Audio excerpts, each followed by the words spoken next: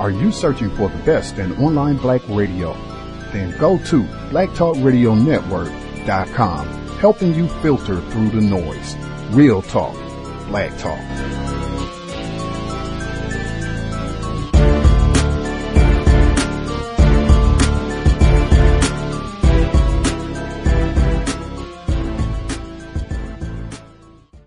The internet is full of half-truths and all-out lies. We've all seen them, and many people on social media complaining about it. Here's your chance to show and prove. WorldAfropedia.com is a black-owned and operated encyclopedia. There are several thousand articles, but we need help. We can't uncover all the truth ourselves. So please, join us and become a writer, editor, or blogger for WorldAfropedia.com today. Every little bit counts. We owe it to the future generations to put the truth out there. Visit WorldAfropedia.com, the African-centered encyclopedia, a global database of African knowledge for the purpose of bringing about global African wisdom and understanding. WorldAfropedia.com. We're talking this hour about how high-profile examples of disrespect for two high-profile African-American women in Washington have lit up a conversation on race, gender, and respect across the country. With us, Brittany Packnett. She launched the hashtag Black Women at Work after the Bill O'Reilly comments on Maxine Waters' James Brown wig, and the Sean Spicer, please don't shake your head, comments to correspondent April Ryan in the White House briefing room this week. Brittany Packnett joins us from Washington. Laura Washington is with us from Chicago. We've got Washington and Chicago all over the place here. Columnist at the Chicago Sun-Times, political analyst at ABC 7 Chicago. You can join us. Black women, women of color, let's hear it. Have you experienced this kind of slight dismissal? And what's it mean that it's happening to these powerful black women? Why now? Is there some kind of extra permission in the air now? And how do we get past this? People responding online. On the one hand, Darian says, this is identity politics, the kind of BS that helped get Trump elected. It's all political. It's really using minorities to express political attacks on Trump. Okay. Jan says these incidents are rooted in the racist perception of black women that's existed in this country since the beginning of time. Myrna says mainstream America feels it's safe to lash out at blacks in uncomfortable situations. Another one here, I am a strong black woman, but please know black women are still people. Please treat us accordingly. Sarah in Springfield, Illinois. Thank you for calling, Sarah. You're on the air. Hi, Tom. Hi. I had a comment about both, really. Okay. First, with Sean Spicer, I think, as many people have already alluded to pretty accurately, this resonated with women because every woman, white or black, is hearing in their mind that time at work where they were told, smile more, don't look so angry, or stop doing this or that because, I don't know, it makes them uncomfortable or something. Yeah. And so that's why it resonated. And what I think white women need to understand is that black women are dealing with this, and it's very similar, but it's just so much greater. And it's coming at all fronts. It's not just coming at them from a boss or an authority figure. It's coming at them from society and from the public at large in a way that we as white women don't really have to see or deal with on a daily basis, but that everybody should be aware of if they really care about their fellow human beings. Mm-hmm. And as far as Bill O'Reilly goes, this is really just par for the course with him. I can think of so many other times when he's treated black people this way and been so condescending, such as, when he felt the need to fact-check Michelle Obama when she talked about slaves building the White House, or when he said that Mark Lamont Hill looks like a cocaine dealer when he had him on his show. I mean, he clearly has these deep ingrained racisms in him, these attitudes, and it's not the same type of hostility that the KKK have, where they are like overtly violent, but he clearly has these negative attitudes, this disdain that he's not willing to face down in a critical way to look at his ignorance and to find out how he could be a better person. And if he really respected Maxine Waters, he would care enough to try and understand her. Sarah, I really appreciate your call. I mean, Zakia writes to us here on Twitter, not anything new. This goes back to when black adult men and women were called boy and girl. Black women have the double whammy. Laura Washington, do you feel a kind of same old here, or is there something different in the air now? I would say both. I would agree that this is nothing new. Decades, in many ways, when you think about the images of African American women and how they were treated during the slavery times, there are a lot of parallels. But I think there's an environment out there that's, I think, has evolved since Barack Obama was elected in 2008. And that's when we were all supposed to sing Kumbaya and race didn't matter anymore. But what in fact happened was that there was a serious backlash against him that was instigated, I think, primarily by leadership in Washington. We're not going to work with this man. He's a black man. And then, of course, we all know how Donald Trump stirred that up with his birther movement. He continued that backlash and encouraged this attitude that black folks, women don't matter. And that's where you saw all the racism and misogyny come out during the campaign. And he has continued to that environment as president. If you look at his cabinet, if you look at who's working with him in the White House, as I understand it, he has the whitest and malest cabinet since Ronald Reagan. He doesn't have a lot of women. He has very few people of color around him. He's sending a message that black folks, that women do not matter. And I think that message came out of the campaign, and it continues to be a message that's resonating in Washington and beyond. And I think it's giving people permission to disrespect us as a result. Brittany, do you see a permissive moment here on this front, or more of what's familiar? I could not agree more. It is a both and. This is certainly, I would say, an evolution of what is familiar. A time when these kinds of comments are much more permissive, and quite frankly, when even worse comments are much more permissive. And I think a lot of us who are visible, especially in the activist community like myself, are dealing with the ramifications of that. And it's interesting because I always hear the response that it would just go away if we stopped talking about it, right? We have to deal with the fact that calling out racism is not divisive. Racism is divisive. If folks are tired of hearing about racism, about sexism, about xenophobia, we're far more tired of dealing with it. It's not about not calling out differences or getting rid of differences. It's about not treating people differently because we come from different places. If we root out what's at the base of this, at the foundation, if we pull this thing up by the roots, then we will have far different outcomes. It's why the hashtag Black Women at Work had been used before. I had never seen it before. It had been used in multiple contexts, because we have been having this conversation. We have been having to identify ourselves as black women at work for a long time. It was original in the way that I used it. As I said, I had never seen it before, but it was high time that we had this conversation and had it publicly so that people couldn't run away from the fact that this happens every day. Oh, here's a hashtag Black Women at Work. Watching white lawyers wander around, wondering who the prosecutor is, never even considering that it could be me. But then you've got this kind of reply, online here. Here's a listener saying, "What a bunch of hogwash! Find a spine, Ms. Ryan." What about? Oh my goodness! I got a spot. Okay, Laura. Okay, jump in. If you just heard her on the air and with Sean Spicer, and if you saw her, the woman has a spine, just like Maxine Waters. They're tough. We have to be tough. We have to be tougher, smarter, more professional, more accomplished than anybody else to survive in these environments. So I'm pushing back real hard on that one. Okay. That's quite a lot. But there it is. Catherine in Arlington, Massachusetts. Catherine, you're on the air. Hi, Tom. Thank you so much for taking my call. Yeah. I'm a white woman, and I wanted to give an example just to speak to the fact that I think as white people, others need to take responsibility for the racism that we've internalized, whether consciously or not, whether we think we're racist or not. We exist in a racist society. And when I was in my graduate program, I remember walking up to a black woman who was a professor, and saying something to her. I assumed that she was an administrator. And I asked her for like a paper or where do I put this? Yep. And she said, I'm a professor here. And I really I still feel horrible and embarrassed and ashamed of that. But I have to look at that in myself. It didn't come from consciously trying to hurt her or racism, but I'm sure it did hurt her. And I had to look within myself and recognize that there is racism within me, whether I want it or not. I have to look at it. And what one of your guests was talking about, we have to have these conversations.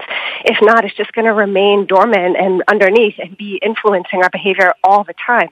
We have to be talking about it and taking responsibility and looking at ourselves, because we exist in a culture and a history that has been racist forever, and we are all affected by it. So thank you. That's all I wanted to say. I appreciate your call, Catherine. I mean, Brittany, I mean, there it is, an example. There's a white woman who's perfectly happy to look at the history and try. That doesn't mean she's free of it, though. Who is? Absolutely. And that, honestly, that kind of reaction is exactly why we wanted this conversation to happen. This is why social media is so effective, because we can make the invisible visible and have people start to look at their own experiences where they either could have been on the offensive end or the defensive end. I really appreciate that caller for being so honest. We are socialized to believe these things, right? We are socialized to believe these things about Black women. And so, yes, as she said, whether we want it or not, whether you want it or not, it's there. The question is, are you brave enough to examine it within yourself and then correct yourself in the future? That's exactly the kind of listening and action that we need people to take.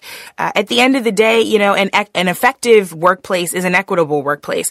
We're not just talking about an issue of morality, although let me be very clear, we are. We're also talking about an issue of efficacy. I was at Harvard Business School this weekend giving a keynote address about social enterprise, and I talked about the fact that equity in the workplace and equity in social enterprise is about our hearts. It is about the moral question of equity and equality in this country. But we also know that diverse workplaces get more done, and they get more done faster. They get more done better. They get more done for more people because they have that perspective at the table. If I'm in a diverse workplace, but I don't feel welcome, I don't feel included, I don't feel supported, and I don't have the same opportunities, then it's much more likely that I will leave that workplace. And then whatever cause that we are working for, whatever our bottom line is weakened. So we have to pay attention to this moral question. But if you really think that the moral question isn't for you, then ask yourself if your workplace is equitable, because it'll make it more effective. Context of White Supremacy, Gus T Renegade in for another broadcast, hopefully to share constructive information on the system of white supremacy. Today's date, Thursday, April 13th, 2017. So I have been told this is our weekly broadcast on workplace racism. I got discombobulated right as we went live, and I mean literally, or not as we went live, as the sound clip ended. So as I was about to start speaking live, I was looking at my email to make sure I had all of the emails that folks write in for workplace racism together, and literally someone wrote in a workplace racism commentary right as I was pressing my mute button to speak. So it distracted me a little bit, but certainly feel free to email untiljustice@gmail.com, untiljustice@gmail.com. If you have workplace racism related commentary that you would like to share, I can share online. We can share it live. We can keep it anonymous. I know some people have expressed concerns about, not wanting to get in trouble with race soldiers on their job. Totally logical. So we can keep it anonymous if you would prefer. Or if you just, want to comment, right, on things that are being shared on the program. If you have a suggestion or a tip, that sort of thing, feel free. Untiljustice@gmail.com, and we will share it on the air. You can always dial us, the number 641-715-3640. The code is 564-943#. Press *6 if we would like to participate. That number again, 641-715-3640. The code is 564-943#. Press *6 if you would like to participate. Thursday, workplace racism. Really quick from that segment that we heard, and it was a lengthy conversation. We played a couple of different portions from it. It's just, it's interesting because you had different white callers dial in, right? There was a white man who called in last week. He was kind of saying that this is all nonsense, and that almost suggesting that black people are playing the race card. We just, get our feelings hurt and whine anytime somebody says something rude to us on the job, basically. But this time around, you have these different white women and the conflation, that white woman, man, to be able to come in and, we go through some of the same things. You know, black people have it way worse. Black women have it way worse, but we go through some of the same things with being put down. They are outstanding at being able to manipulate, confuse, and practice racism. That is the key. That is an act of racism. Anytime a white person comes into this sort of discussion to act like they too are being mistreated, they too are victims, they're pushing all of this again on the man. No. Racist man, racist woman, racist child. Now, to those, another one popped in. I'm going to get off the screen, so I'll grab these two and get off the screen because that is a little distracting when you see them popping up live time. Okay, so we'll start reading the emails and make sure we get through all of these as we go. We have, I believe, Stacy in the UK with us live as well. All right, starting, get them in the order that they came in. I recently had a performance review at my job of 6 years that went pretty well. I was rewarded a bonus and a raise for my work over the past 12 months. In my review, the only thing that my supervisor could bring to the forefront as a negative was my tardiness. The company I work for uses a clock-in system that can only be accessed at your workstation, and there is no official grace period anymore since switching to this new system about 2.5 years ago. They do allow employees to clock in 5 minutes earlier than their start time for day workers and 5 minutes earlier than their end time to avoid traffic jams with evening workers. I believe a grace period may be allowed at the discretion. Gus T Renegade has a whole tab for that word discretion. I've said when you see that word discretion, particularly if that is a part of your policy and procedure, I've emphasized the importance of make sure you go through that manual and before you have a problem on the job. If that word discretion is in there, you need to highlight the whole section, maybe even the whole page, if discretion, because that's basically like code for practice white supremacy at your leisure. Whatever you would like to do to the niggers, feel free. Your discretion. But you really need to be mindful and alert because that's probably what's going to happen. So we'll get back to what they wrote in. I'll give you the whole sentence over again. I believe a grace period may be allowed at the discretion of the keeper that submits the clocked times, but I'm not quite sure, though. I would want to be very certain about all that. All I know is I don't see the white people running to clock in, so they won't be 2 minutes late like the non-white people do. I asked for a later schedule, but was denied because in my department there is only 3 people in an area that usually has 4 workers total, and I'm needed to fill the early day shift. I was presented with a reduced hours full-time schedule by my supervisor, which I have accepted. It's working out a little better than I thought. So far, I am able to get better sleep and not be tardy. Awesome. I can now stay up a little later in the evenings to have much needed discussion on racism with my wife, and with the small raise, I'm not missing out on those few coins by working an hour less each day. Thinking about economics as how you spend your time and energy as opposed to just a flow of dollars is a valuable understanding. Thank you, Mr. Fuller. Amen. Economics, time, and energy. Before I get to the next email, I also want to remind folks, I forgot to, crazy. I want to remind folks, the great Sabrina Johnson, she was a guest on the program last year. She called in when Dr. Welsing's sister, Lauren Cress-Love, was on the program. She's a longtime student and close comrade of Dr. Welsing over many years.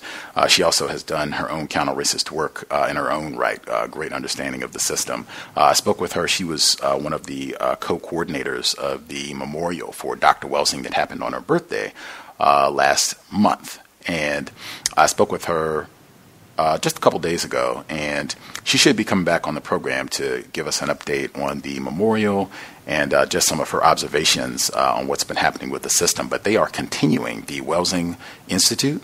That was the second Thursday of every month, which is today. So they're meeting right now.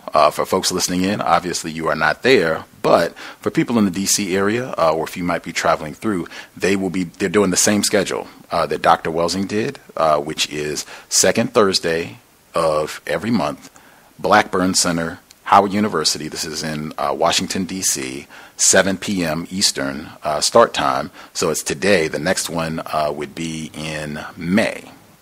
May, if you want the exact date, May 11th will be the next one. If you're in the area, you can stop through, visit. They discuss Dr. Welsing's work, current events, a lot of her students, folks who were with her and studying for years. Poet Danny Queen is there. I think he has a lot of the recordings. He archived those lectures over like decades. And so he has audio and recordings for purchase, so you can support, go in, share your views, talk to folks who got to study with Dr. Welsing for years and soak up information and even do some counter-racist networking. So check it out, second Thursday, and it will be May, June, and then they take a break in the summer. Starts back in September. Workplace racism letter number 2. I work a lot of 14-hour days, so it's hard to participate live. I know you say reading is more important than watching TV. This is not even workplace racism related. Just mention that. Next, workplace racism. So this is our young listener in the Bay Area. He's 16, I believe. He has written and called in a number of times, which I think over the years now. So he wrote in, whenever I buy lunch at school, I usually go to this black-owned business known as Catered to You. This is a place where they sell stuff like fries, the most popular meal, and chicken strips, and much more. I go to this particular place not only because their food is delicious, but I want to support them for the fact that they have their own business. The funny part is there is a Popeyes very close to this business, and no competition is brought up, which is amazing. Sometimes I go to the other businesses just to moderate and or try something new, but that doesn't mean that I don't notice the black-owned businesses, which are my favorite type of business. All he wanted to share. That is awesome, particularly to get young people thinking about that time and energy and what you are going to do with your resources. Time, certainly, but how you're going to spend your time, which establishments are you going to go to, particularly when you have all these incidents of black people being mistreated when they go out to eating establishments. That's not exactly workplace racism, but, same thing. Okay, next. Ooh, buddy. This might be a cowbell. So the person wrote in,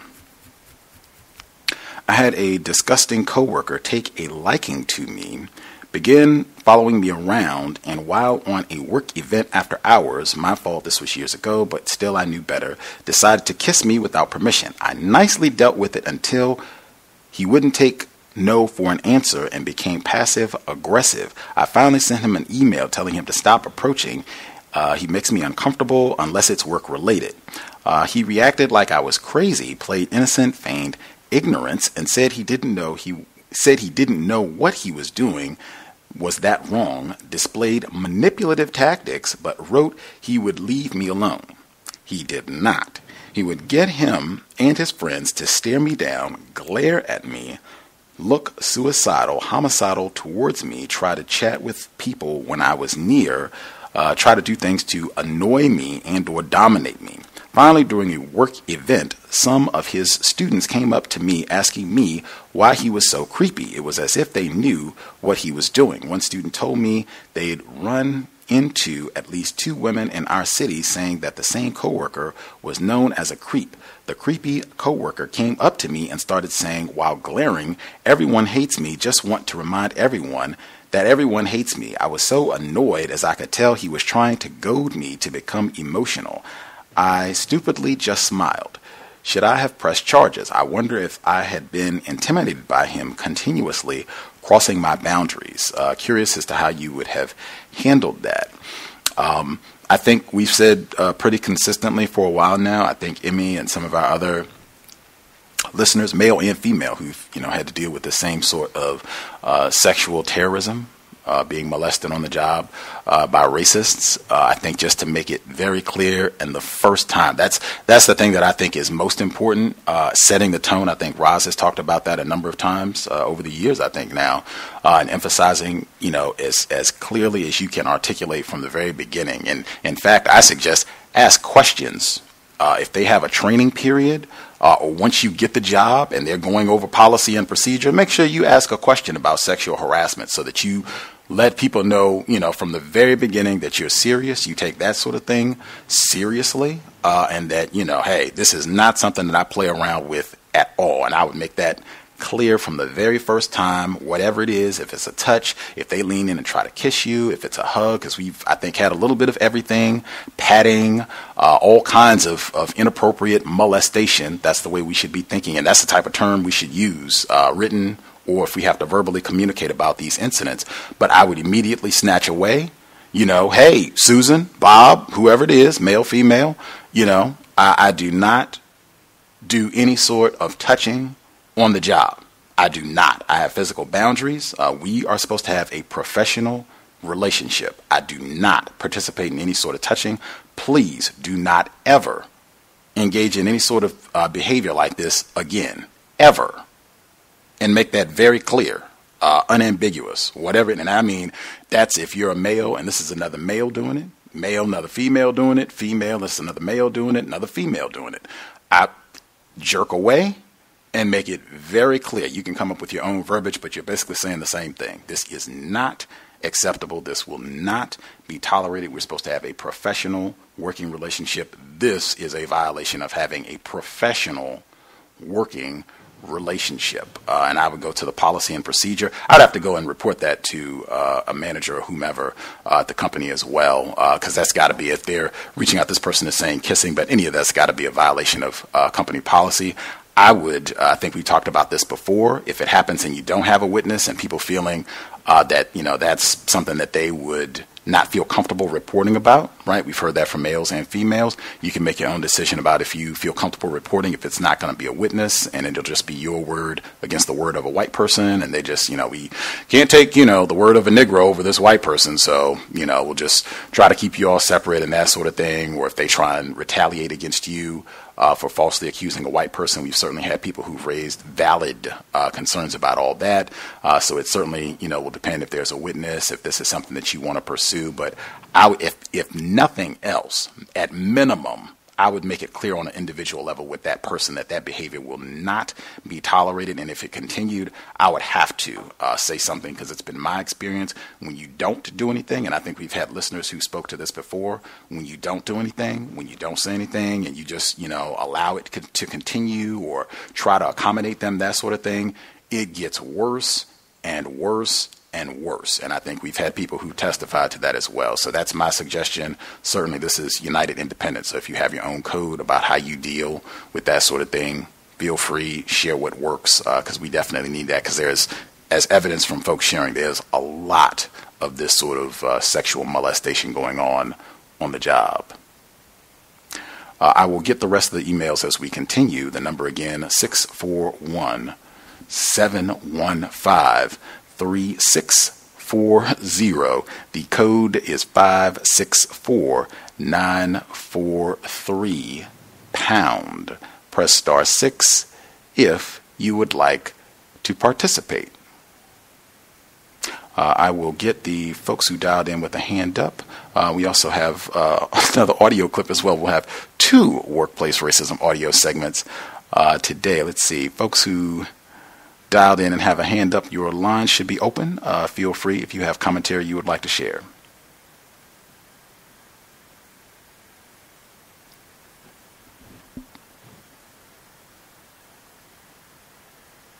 Can I be heard?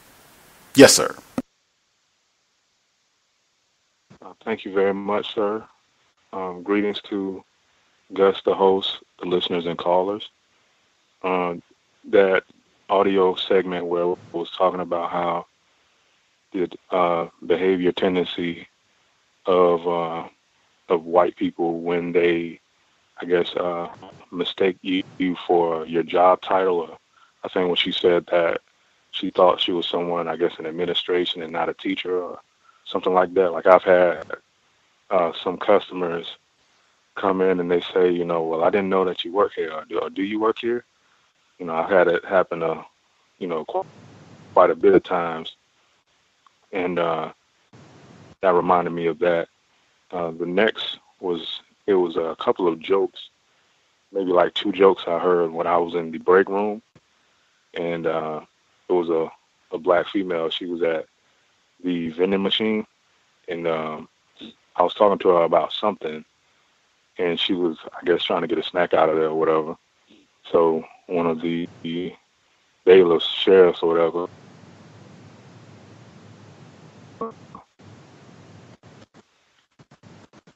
he came in a very bad joke.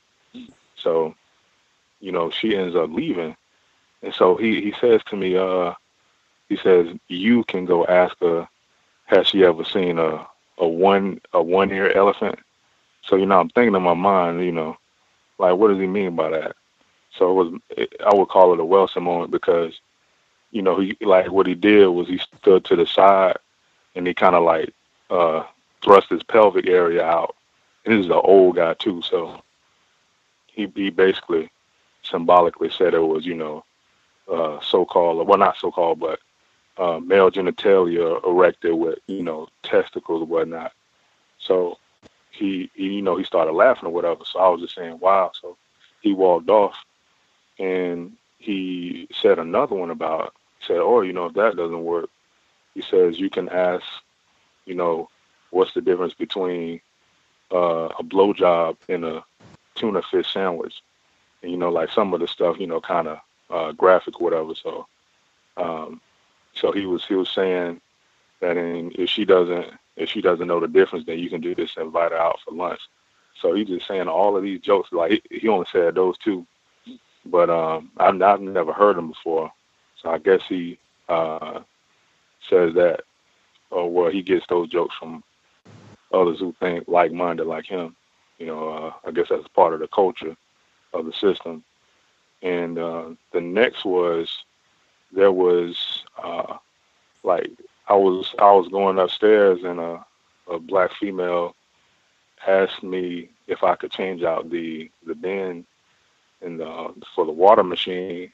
So the other female, you know, she has a lighter skin tone, a less melanated. I don't think she's a white person, but she says, you know what, you know, we don't need any men around here. So this happened today actually, and you know, like I think I used good codification because, you know, I looked at her and she just looked very just, you know, full of toxic, you know, basically, you know, conditioned non-white person.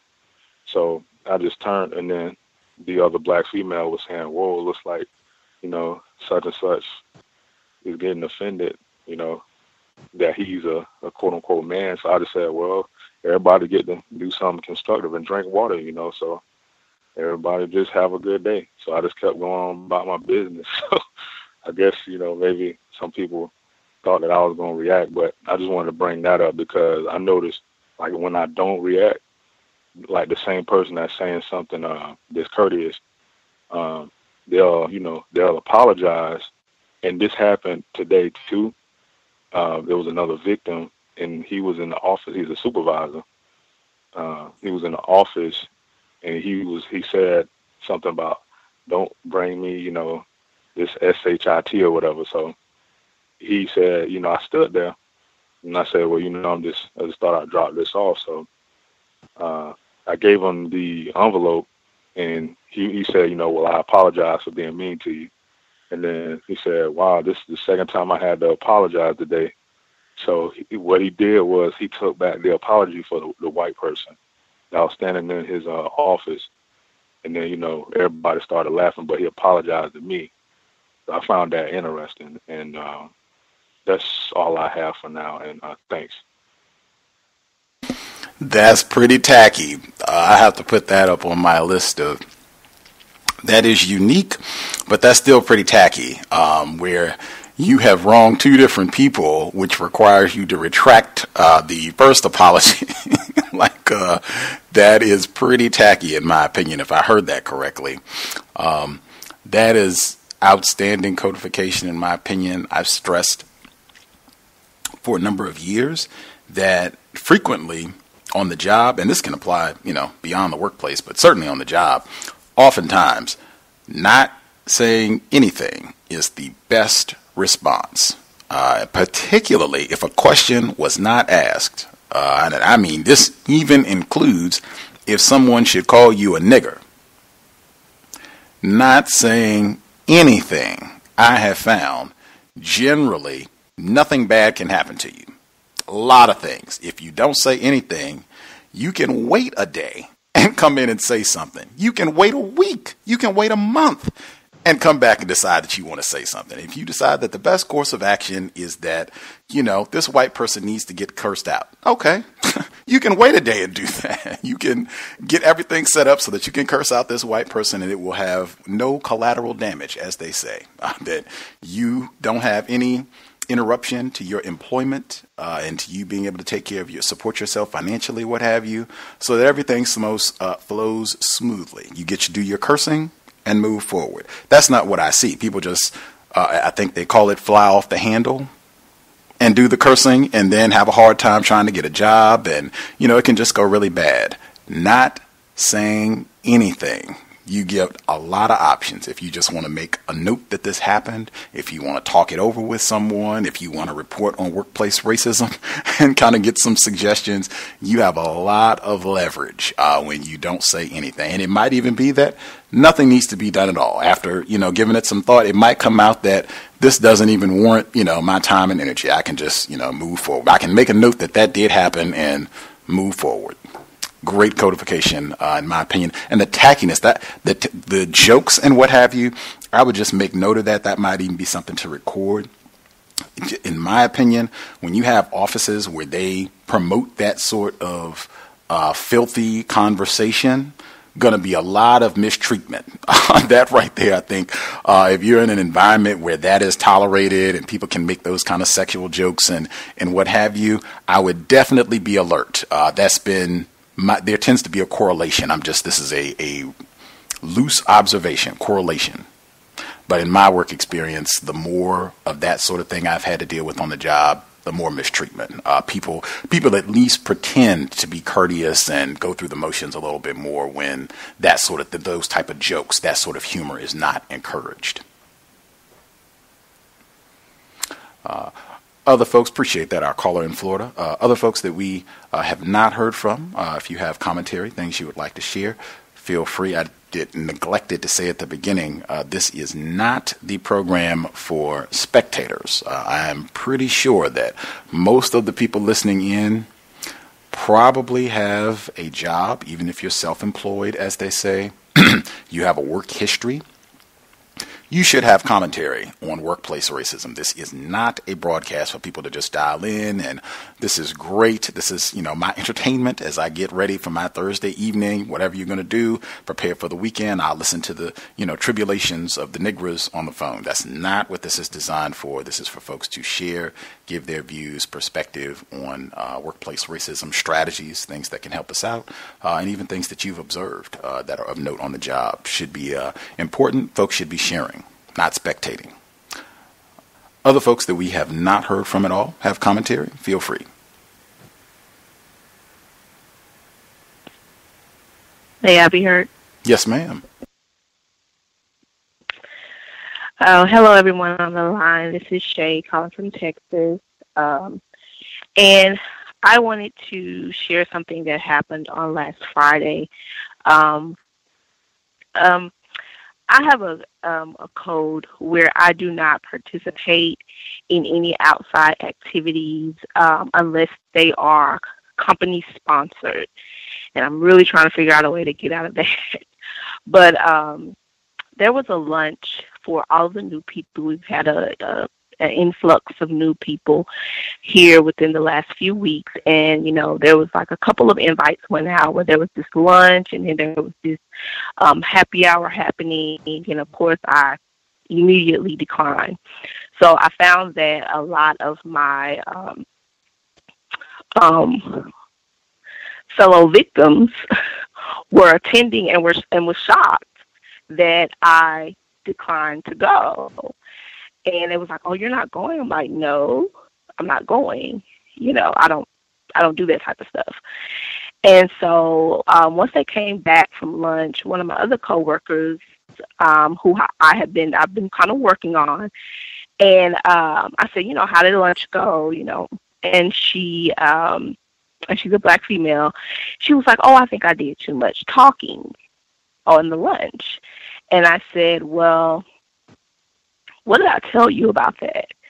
And she's like, I know, but, I just kind of talked. And I was like, what did you say? And she was like, oh, I was just sharing things about my life. And I said, do not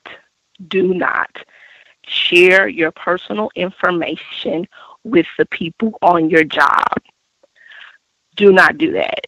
And that is something I wanted to share with you guys. You guys might have stated that multiple times before. I'm kind of new to the broadcast, but I wanted to share that with maybe some of our young listeners. If you do not have to participate in these meet and greet lunches and things of that nature, I would suggest you not do so. And if you are required to participate, I would recommend that you keep information about yourself to the bare minimum if you share anything at all. And I try to warn her of that prior to her going. Like, they're probably going to try to, figure everything out about you. But you need to be quiet. She didn't listen. But I wanted to share that with you, with all the callers on the line. Please practice your code at work. And if you do not have to attend, do not attend. And if you have to, kind of be off to yourself and keep quiet. It's none of their business about what your personal life is about. And that's all. And I'll mute my line. Wow. Excellent suggestion. Let me make sure I say again, whites, alcohol, one of the worst combinations in the known universe. You have to keep that in mind if you're in a work setting, because I know sometimes we are required to be at these type of things, as a female caller just stated, and or you might think our Black mom in Michigan, I think she said before about feeling like if you don't go, that might be a reason that they decide to fire you or something. So maybe you work out a code, or maybe you go once a month or something like that.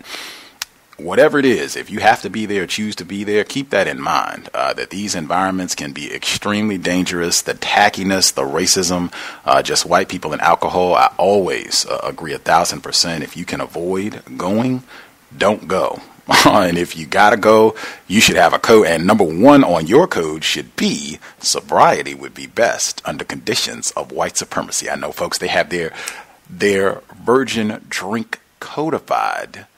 So they know this is what I'm going to order, my non-alcoholic beverage of choice, and they have a set schedule for how long they're going to be there. Some jobs, they tell you have to be at these events for 30 minutes, 40 minutes, whatever it is. Fine. If they don't, I think standard 40 minutes. You make your showing, you go around, you talk to the folks. If you are married, if you have a partner, what have you, you go with your partner. You all are together. That can help minimize some of the tackiness if it's an affair where they got music and that sort of thing. But got to be codified. And exactly as the female caller stated, you are not here to chat about your personal business and, where you went to high school, what your hopes and dreams are. And that is not what you are here to do at all. That shouldn't be happening at any point while you're on the job. Other folks, thank you so much for that, ma'am. Other folks that are with us have commentary. I think Stacy in the UK is with us as well. Did I? Have you heard? Yes, ma'am. Hello. This is a postal worker from last week. I'm sorry I had to get off early. I was just calling back to thank everybody for your suggestions. And I started a work journal. I can't remember the app that you all suggested for me to download, and I would agree with the one caller. She said to stay codified. I've even started staying codified against my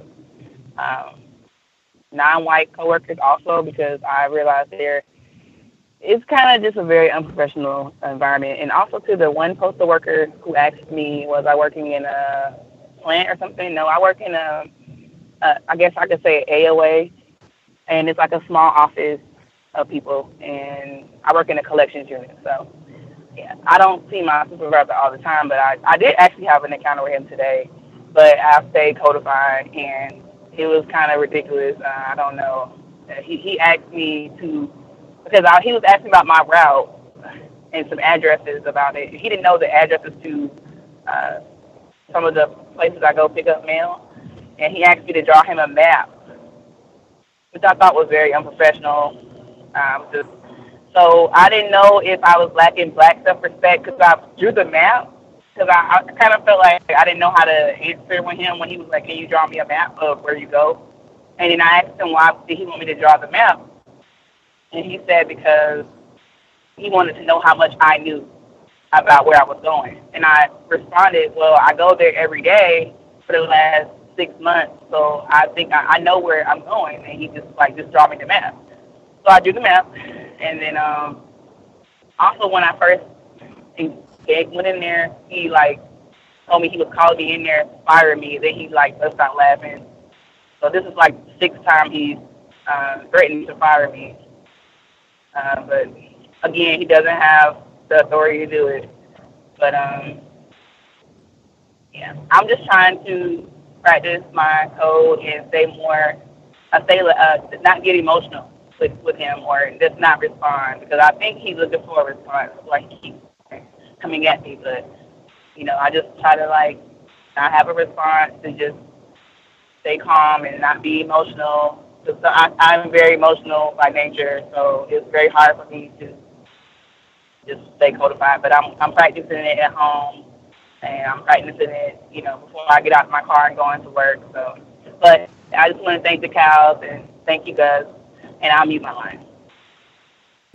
Right on. Thank you for the update. I said that I've been trying to say that. Give us updates. That is always appreciated to let us know.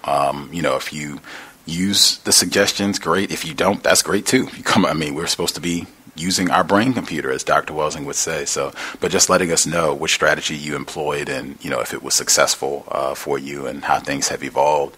But I remember when she called us last week and she was talking about the situation, having the supervisor being discourteous to her and trying to figure out some ways to minimize some of the abuse she was experiencing. And that, which you described, him asking you to draw a map, that is standard. That's sort of tackiness where they just assume that black people are ignorant, or it's like you're constantly getting these pop quizzes. You got to show us, how intelligent you are. This is our pop quiz for niggers on the job type of thing. I would not, get into any sort of competition with trying to prove or show whites or non-white people how smart you are. Particularly if this is a non-white person that's not your supervisor, this is not your manager, this is not somebody that, or you say he doesn't have the ability to fire you. I would not try to get into, impressing him with what have you, just getting your job done. And I think we were suggesting last week, if you could, to also maybe minimize, to have more email contact as opposed to the verbal contact. I think you even had a female listener. She wrote in suggestions for dealing with that sort of thing as well, in terms of minimizing direct contact to try to keep down some of the ugliness. And also what you said I thought was important, where you said you've been using your code with non-white people as well. That code works non-white people, victims of racism. It also works for racists. And on the job, I know Mr. Fuller. I was talking with him about non-white people being on jobs where you maybe have a lot of victims that you work with, non-white people, and they engage in maybe name-calling or discourteous behavior. And he said he developed a lot of his counter-racism code working with other victims on the job. That's how he developed a lot of his code, that you can just figure out certain things that you do. And this is just stuff that you do all the time. Like I would tell, and even if you work with a lot of non-white people, I would say the same thing about being serious, get a reputation for that. That's something that will serve you well regardless. And it's been my experience, if you're following logic as you develop your counter-racist code, it generally will work very well with victims and with racists. I mean, you can make certain, adjustments here and there, but generally, counter-racist code will work. Logic always works.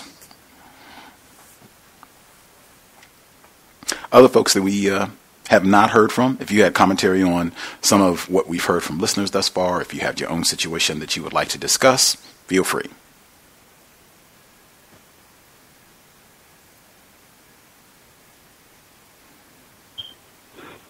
Can I be heard? Yes, sir. Greetings, everyone. So far, from what I heard, it sounds like victims of racism and white supremacy is being pretty efficient within their workplace. This is what I'm about to read is a paragraph that took place down here in South Florida. It is, I would say, it's perhaps an example of workplace racism to its highest point, and also it may be maximum emergency compensatory action. I'll just read it right quick. Killer in gym murder-suicide had been fired. The man who shot and killed 2 managers at a Florida gym before turning the gun on himself had just been fired from the fitness center for workplace violence, police said Sunday. The Miami-Dade Police Department said that Abeku Wilson, 33 of Miami, was let go Saturday as a fitness trainer at the Equinox Gym in Coral Gables due to workplace violence and was escorted off the premises. Shortly after his dismissal, Wilson returned to the gym with a handgun and fired multiple shots at both managers before fatally shooting himself.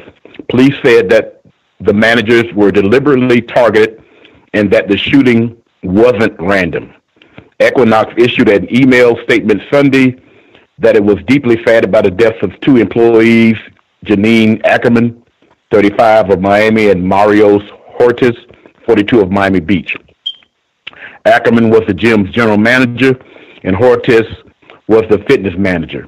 There are pictures of both Ackerman and Hortis. It appears that they are white people. And of course, Mr. Wilson is a non-white black male. I have only saw something like this once before. And it was nothing, well, there's nothing in it that tells me anything different from an act of maximum compensatory action. But I can't be sure, and I won't go any further on it, but it seems to be the reason why Mr. Wilson did what he did was because of his termination. So it's just something that I came across in the news down here in South Florida. That's all I have to say. Thank you. They have a number of... If there's any questions, I'm sorry, go ahead. I was just about to say, if there's any questions, maybe I can answer them based on what I have in front of me and what I've heard all this week. It took place earlier this week, and it's been getting a lot of publicity. I see. If folks, that is one of my pet peeves. We have a number of folks. This is not a firefighter. This is a number of C.O.W.S listeners. They will conclude their remarks and they will pause for like a second and then they will start talking again. Like, that is like, if you're done, you should be done, because then Gus will be prepared to talk and they will begin talking again. Like, just, make sure you could take a second, make sure this is not firefighter. It seems lots of folks, this is one of their favorite habits to say they're done, but they're just trying to trick Gus. There are a lot of reports on this at the Miami Herald, where you can go through and read about, what they're saying about Mr. Wilson. That's the suspected shooter, alleged shooter in this case, what they're saying about him and why he was fired and what happened while he worked there. You can go check out a lot of this fascinating study, probably, of workplace racism. Again, even reminding me of Omar Thornton, even though I don't I don't know as much detail about this case. I'm just hearing for the first time, so I have to get more into the detail about it to see what Mr. Wilson, what he was alleging about the place that he used to work. Folks have any questions about this, or if other folks have commentary they would like to share? I know we have folks we have not heard from, other folks who we have not heard from at all. If you have commentary. Yeah, proceed. Yes, sir. Yes, greetings, Gus. Greetings to the callers. This is LeMay in Kansas City. It's been a couple of months since I've been able to share my experience with workplace racism, and I've genuinely missed the opportunity to share my thoughts and to listen to other victims. Just kind of summarizing the gap that I've had has been, I've come to some conclusions. Code has been extremely helpful to me in navigating my day-to-day. I have noticed that in my day-to-day interactions, such as stopping to get gas or stopping at supply houses and dealing with white people purchasing for clients, that displaying Black self-respect has always proven to it's always proven to have white people respond in a punitive manner. For example, I was standing at a warehouse waiting to pick up some products, and I had a T-shirt on. I generally do not wear clothing that displays messages. I generally don't wear logos or brands or ads on my clothing, but I did have a shirt that says, I do have a few shirts that are, I guess, buyblack.com. I think I have another one. They sent me that shirt. I have another one that says Black Nutritional Facts. I have one with Elijah Muhammad on the front, message to the Black man. So I have a few of those shirts, and I will occasionally wear them while I'm taking care of business and working. And I was in a warehouse, probably about, 98% white dominator males that were suspected racists who were in this warehouse. And it's probably about, 80, 90, probably 100 people in the room.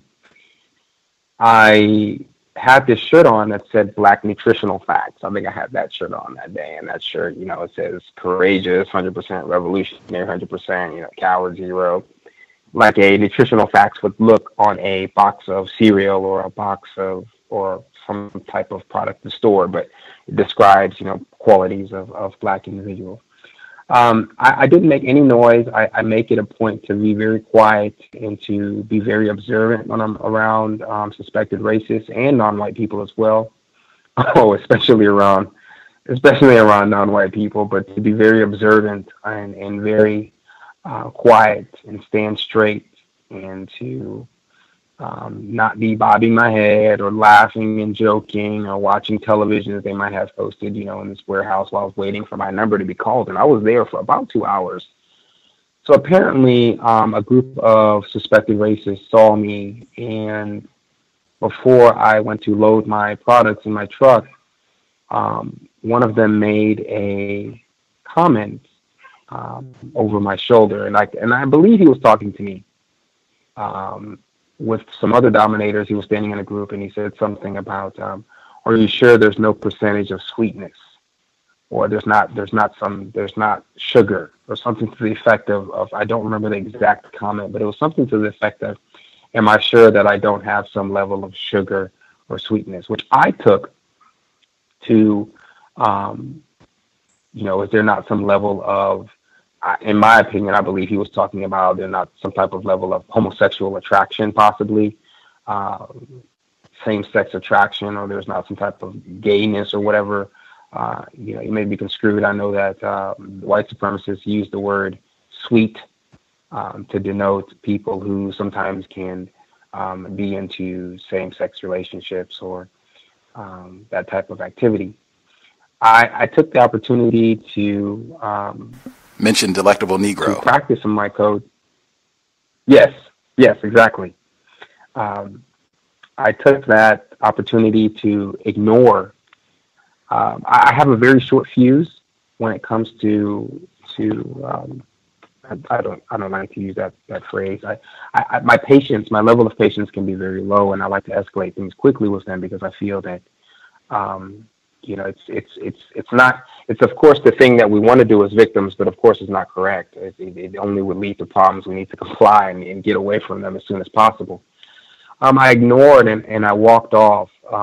But the fact that he thought it was acceptable to make that type of comment, it's just a continued torture, tacky, trashy, terroristic behavior that occurs when showing, specifically when black people are showing levels of self-respect.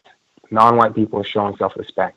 That goes, I have had several instances, and I've shared with many other non-white people, of not opening doors on my day-to-day, on my while working for white people, white women, white children, not picking up items that are dropped by white children, not opening doors. And the visceral reactions that I have received have only proven to me that whenever a non-white person, specifically a black male, some would argue the maximum security prison victims of white supremacy, when they show levels of white people, regardless of age, sex, or orientation, will respond viscerally with a punitive, I can't stand you and I want to find a way to harm you as soon as possible. That has been my conclusion that I have come to. The second and final thought that I have regarding my experience while being quote unquote self-employed is it's been almost 1 year since I've left the quote unquote plantation, the corporate plantation. It's been a little less than 2 years. My attempted spouse has also left the corporate world. We both generated a substantial income. She made more than six figures. I was close to six figures. That is some type of, perceived status symbol in the world of the white dominators and the racists. We lived rather comfortably in their disgusting world.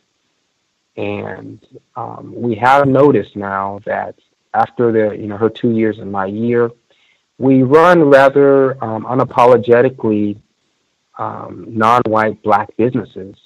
We limit our interactions with white people.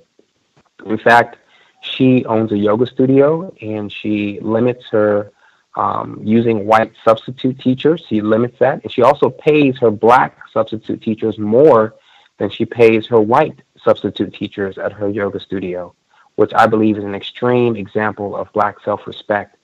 And a very, it was something that touched me as exemplary behavior for paying her black teachers more than she pays her white teachers.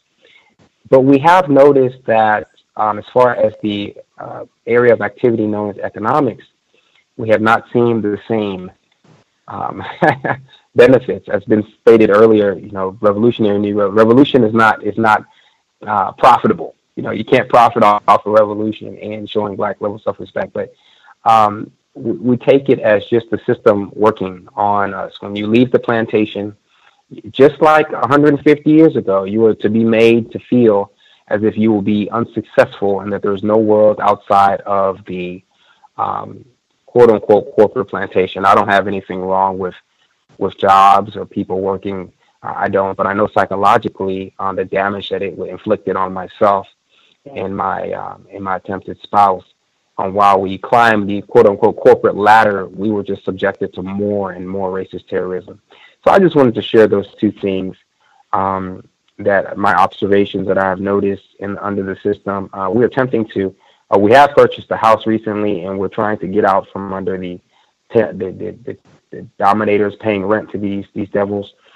So we are attempting to do that, and the struggles that have become with that have really shown us how when you show black self-respect, you will likely be punished, and you must prepare for that. Thank you. I'll take my call offline. Wow. That is amazing. Folks have had lots of great illustrations of black self-respect and being codified today. Your wife, that is, I am astounded in a very pleasant way in her paying her black employees more than the white workers. That is phenomenal. A pluses to your wife. That is outstanding. I was snickering and interrupted. This is our narrator for Delectable Negro, which we just finished, and the profundity of that book, the being told on your job you have a little sweetness in you. That's the exact sort of thing that the Delectable Negro interrogates. Like, that could have been a chapter in the book we just read, yes?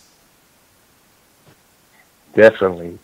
And it's not just, it's not one-off. It occurs almost once a week. There's an advance by generally males, white, because I live around, I work around white males. And after reading that book, it is apparent that they are bent on putting that thought into black males. And it's you can't make a mistake. It's there.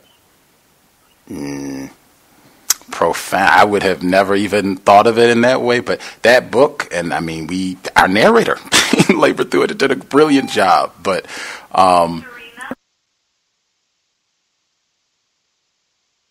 oops, sorry about that.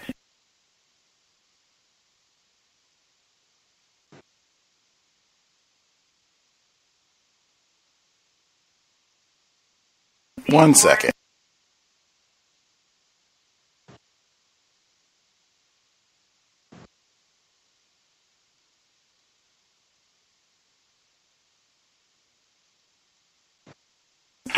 Incredible.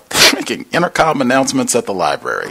Lengthy intercom announcements. But yeah, I would have never thought about it before reading that book, that consumption and that consumption of black people, and particularly that book talking about exactly what you just said, white male consumption, homoerotic consumption of black male bodies, that pops up in the workplace all the time. I think this was last year, we had black males calling in and talking about how they would have white guys on their job come and just with their proximity and stand really, really close to them and tell jokes where I'm clearly in your personal space and I'm just standing there. You're supposed to be comfortable with that and laugh and joke with him while I come in your personal space and even, will touch you, put my arm on you. That same type of thing. Consumption. I think that happens to a lot of black folks on the job. Got to have a code about that too.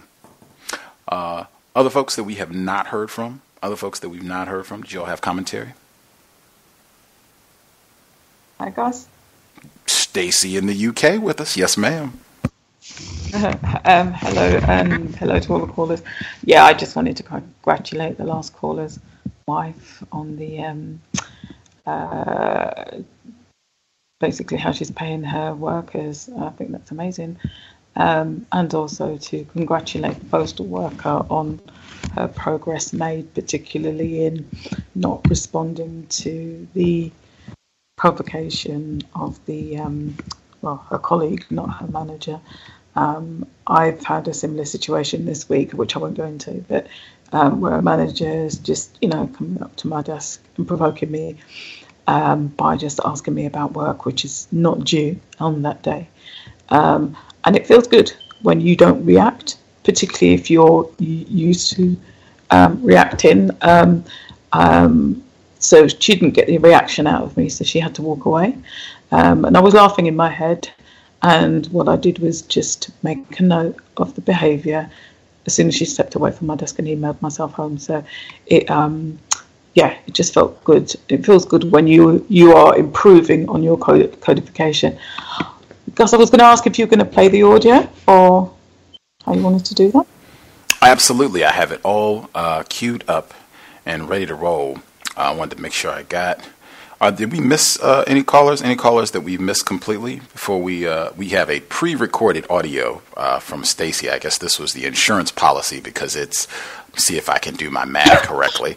So it's, I believe, a little after 2 a.m. for Stacy. Right on.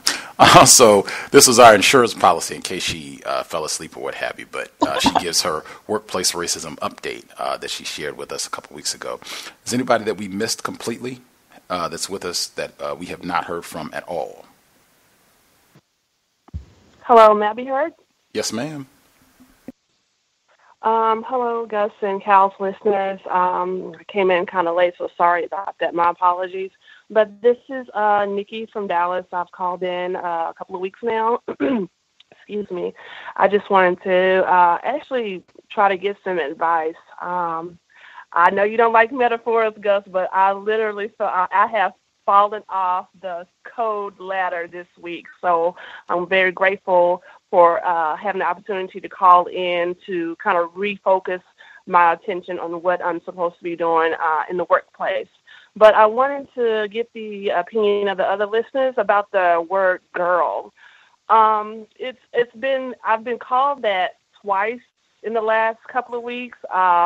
Actually, that one incident today, as some of you may or may not know, my black coworker quit her position with the company that I worked with, which is a major film company, and they put her accounts on me. So most of the territories that I'm working now is the Southeastern Territory, and most of these people are what you would consider mom and pop theater owners. And a lady today, I would assume is a white woman, called in and said, "Oh, so you're my new girl now." And I kind of had to take a pause back, and I'm like, I didn't know. My mind was racing like 1,000 miles per hour as to how to say something without being what would be considered rude. So I just basically came up with saying, "Oh no, I'm your new coordinator." And she was like, "Oh, okay."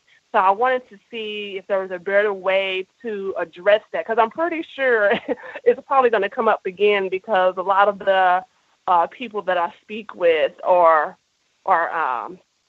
white males, and that's just how they treat not only me as a black woman, but I've noticed that the other white females in the office as well. And now that I look at things from a different perspective, I've noticed that about 97% of the people that work for the company are white. And it's like, wow, there's no people of color in the sales force, which are the people who actually go out and sell the film to the theaters.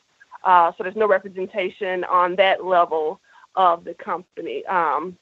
But like I stated before, I just wanted to get others' opinion on how to best say to someone that you don't want to be called girl. And with that, I'll mute my line. Any of our black female listeners that are on the line have suggestions? Hi, Gus.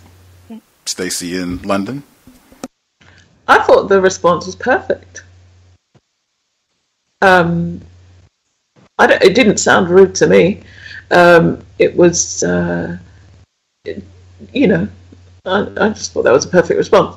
However, I would also say don't react to it all the time as well, particularly if you know that is just the habit of those individuals. But yeah, I didn't see anything wrong with the response, because it was an appropriate correction. It didn't sound rude. The person got the message. I mean, I've had people do that to me, whether it's the word girl or babe, as people like to use the word people like to use in the UK, or talk to me in a way which implies that I'm a lot younger. And to be honest, most people don't realise my age. So I do have that. The fact is I do look a lot younger, and most people, if they do find out my age, are quite surprised. So it's particularly annoying, because I do have younger people who seem to talk to me as if they're years older. But however, there are people who just are rude and racist. But I tend not to respond as much. But no, I thought the response was perfect, actually. May I be heard? Yes, ma'am. I just wanted to thank Nikki for that question, because I faced that question. I faced that being called a girl on my job as well. And I'm in Dallas as well. And a lot of times it comes across as this Southern thing, like, hey girl, hey this, hey girl, good morning. And it gnaws at my nerves so bad, because I don't recall hearing her call other white females in the office girl. So, and I did not know how to respond to that. So I want to thank you, Stacey, for responding to that question, because it was becoming quite annoying, because I hear it quite often and it irritates me. So I thank you for responding to that, because you saying that I don't have to respond, I don't have to address it, will help me with my code a little bit better. So thank you, Nikki. Thank you, Stacey. And I'll mute my line. Can I be heard? We can hear you. Hang tight. Are there any other black females? Oh, I'm hearing speakerphone. Yikes. No speakerphone if we can help. May I be heard? Please. Yes, ma'am. Hello. I do also want to agree with the comment about being called girl. I've actually been called girl by both men and women and other things, of course. I just want to say really quick is that I'm the black female who has a white coworker always touching my breast. So I actually, at first, I have been doing really well with just avoiding her. I had to go into the office and go to a meeting, and I would see her, and we would kind of make eye contact, but I would just continue with where I was going, wouldn't say anything to her. She tried to reach out to me outside of work. I just ignored it. Reached out to me within the little work, because we have basically like an instant message type of system at work. I saw that the first part of the message, it wasn't work related, so I just ignored it. So she had been asking a non-white female that I kind of talked to inside of work a little bit and outside of work. She had been asking her about me, and she was worried about me and this, that, and the other. And I felt bad because I didn't want to get the non-white female brought into it. But she didn't feel bad about it. But I actually had to go in for a meeting because I work at home. I had to go inside for a meeting, and the female, the white woman, made sure to stop me, and she just had to ask me a question. She had to whisper it in my ear, and it just completely caught me off guard. So I heard, I listened to it. It was about some benefits, and I was thinking to myself, it's like you could have asked anyone else, but she made it her mission to say something to me. So it was just the pathology of these people. And then the other thing that I wanted to say, the same non-white female that I was telling you about, that the white female was asking about me, she's being terrorized by our boss. She's been wanting to work from home, and he keeps making up reasons why she can't work from home as well. And she actually just got written up. And so that's basically my workplace racism for today. Thank you for listening. That space issue, I just mentioned that. Yes, ma'am. I just said that. We were talking about it in the context of delectable Negro and white men doing it, but that is a trait of racists in general, just colonizing the space of black people. Yes, ma'am, we can hear you. I do apologize. I was trying to get in real quick with the mute button, but greetings, everybody. This is Amy. For the caller who asked about what to say when you're called girl, I think this would be a really good time to maybe ask a question. Right when it happens, go why do you do that? Why do you call me girl? And then they'll say whatever they say. Oh, it's a Southern thing, or oh, it's just a colloquial term, or it's a term of endearment, or whatever it is that they're going to say. But just as then they can open up, and you be like, oh, I don't really like that. Can you not do that? Please don't call me girl. I think it's just a great way, instead of it feeling like they call you girl and they're like, don't do that, and then it might feel however it might feel, which I think is perfectly fine. But if you wanted to open it up, you could just ask, why do you do that? And then, like I said, they'll say what they say, and then you could respond. I think that's in the future when it happens, just because it also tell you a little bit about maybe the impetus behind it. But that's all I wanted to say about that. Always dig the question, Lane. Do we have any other black females who wanted to respond to suggestions, I guess, for how you would respond to being called a girl? Workplace setting. Any other black females that wanted to respond, or do we get them all? We'll assume making sure I didn't miss any of the folks who had a hand up. Any of the folks that I added more recently, black female callers, want to respond?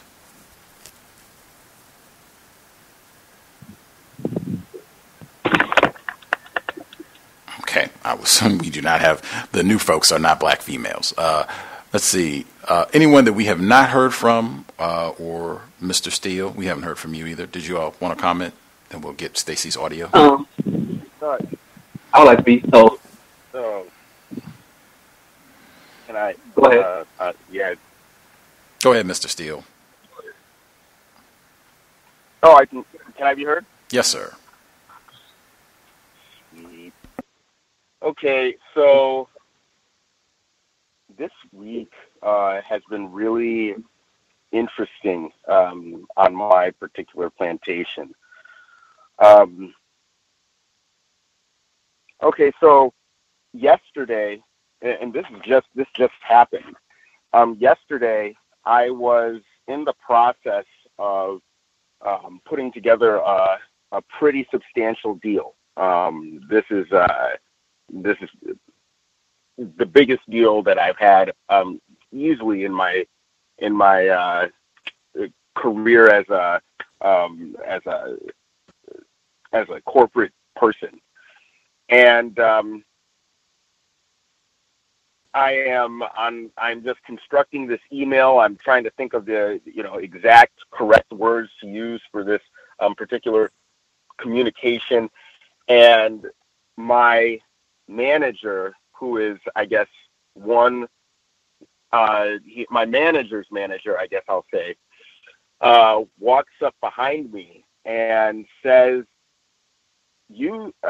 I think you seem like you'd be best off on a tarmac with brightly colored cones directing traffic, something like that. It was something to that effect. And I don't know why he said this. I don't know what the joke was. I don't get it. I tell jokes for money. And for the life of me, I can't figure it out other than, hey, let's just be racist. And I said, oh, and right as I was typing this, constructing this email, right before then, they made a new rule on my job where you're not allowed to have headphones in. So I was not pleased at this particular moment. My manager walked up to me, my immediate manager walked up to me. He told me that we are no longer allowed to have headphones. And I asked him, who made this rule? Where is this rule posted? And he said, oh, you don't believe me? Well, I can just send you the email. And he sent me the email, and it's from the VP. The VP says no headphones or something like that. And I said, when does this go into effect? And he said immediately. So this was right after I took off my headphones. I was in the middle of listening to the Manning report, and I'm completely thrown off my workflow. My manager walks up to me and then says the remark about the cones, and to which, it just was the perfect swirl. My codification fell off at this particular moment, and I responded, I would be really good at directing air traffic if I was able to use my headphones. And that was my response. And apparently this was the worst response ever. This was incorrect because I went to work. I went to lunch after that, and I came back. And when I came back to my desk, my manager, immediate manager, calls me into a meeting, and he asks me if everything is okay, and what's wrong. And I said, what? I said, nothing is the matter. And then he said, well, you really took a snipe at the manager there. And I said, well, I don't know what he said to me. I didn't understand it other than, he just made a really rude snipe to me right in the middle of me putting together this deal. And I don't know if that is, according to the company policy. I don't know if that's normal. Is that normal? And he said, yes, that is normal. He likes to make jokes. You should have gotten that by now. And I say, well, I usually, go to great lengths to, hear his jokes and receive them well and not poorly. And this was the one time that I said anything in response to one of his pithy remarks. And I'm being called into a meeting about this. And I brought this to the attention of the person and I said, is it appropriate that he come up to me and make jokes about I don't know what? And he said, no. And we all noted that. And it seemed to me that a meeting was had about this. And, they were discussing, my manager, people are just I'm noticing that people are saying my manager's name in hushed tones. And so everything I thought was okay. I come in to work the next day, and the first thing I off hours, I just, I don't really like to mess with my work email too much, but I came in and lo and behold, my work has produced fruit, and I'm, it's good news. So I'm reporting this good news, and I'm, filling out a report, and the CEO walks up behind me, and he pulls on my hoodie, and I was wearing a hoodie that it had colors. It was just a really colorful hoodie, and he said, we might need to ban colors next. And he has a British accent, so he's like, we might need to ban colors next, boys, and everybody sees this, and everybody's just like, oh, it's just hushed tone, just like, what is going on?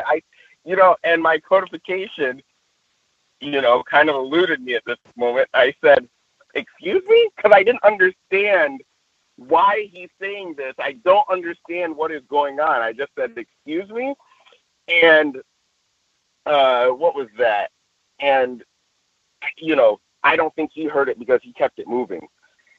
And, my boss or my manager pulls me aside and says to me, is everything cool? Is everything all right? And I'm just like, yeah, everything is fine. I just, we're about to make a lot of money here. I'm trying to focus on the job. And he's just like, well, this is, you're not supposed to snipe. You're not supposed to back talk to management or, your superiors. And then he said to me, you're kind of aggressive. And I said, excuse me, did I raise my voice? He said, no.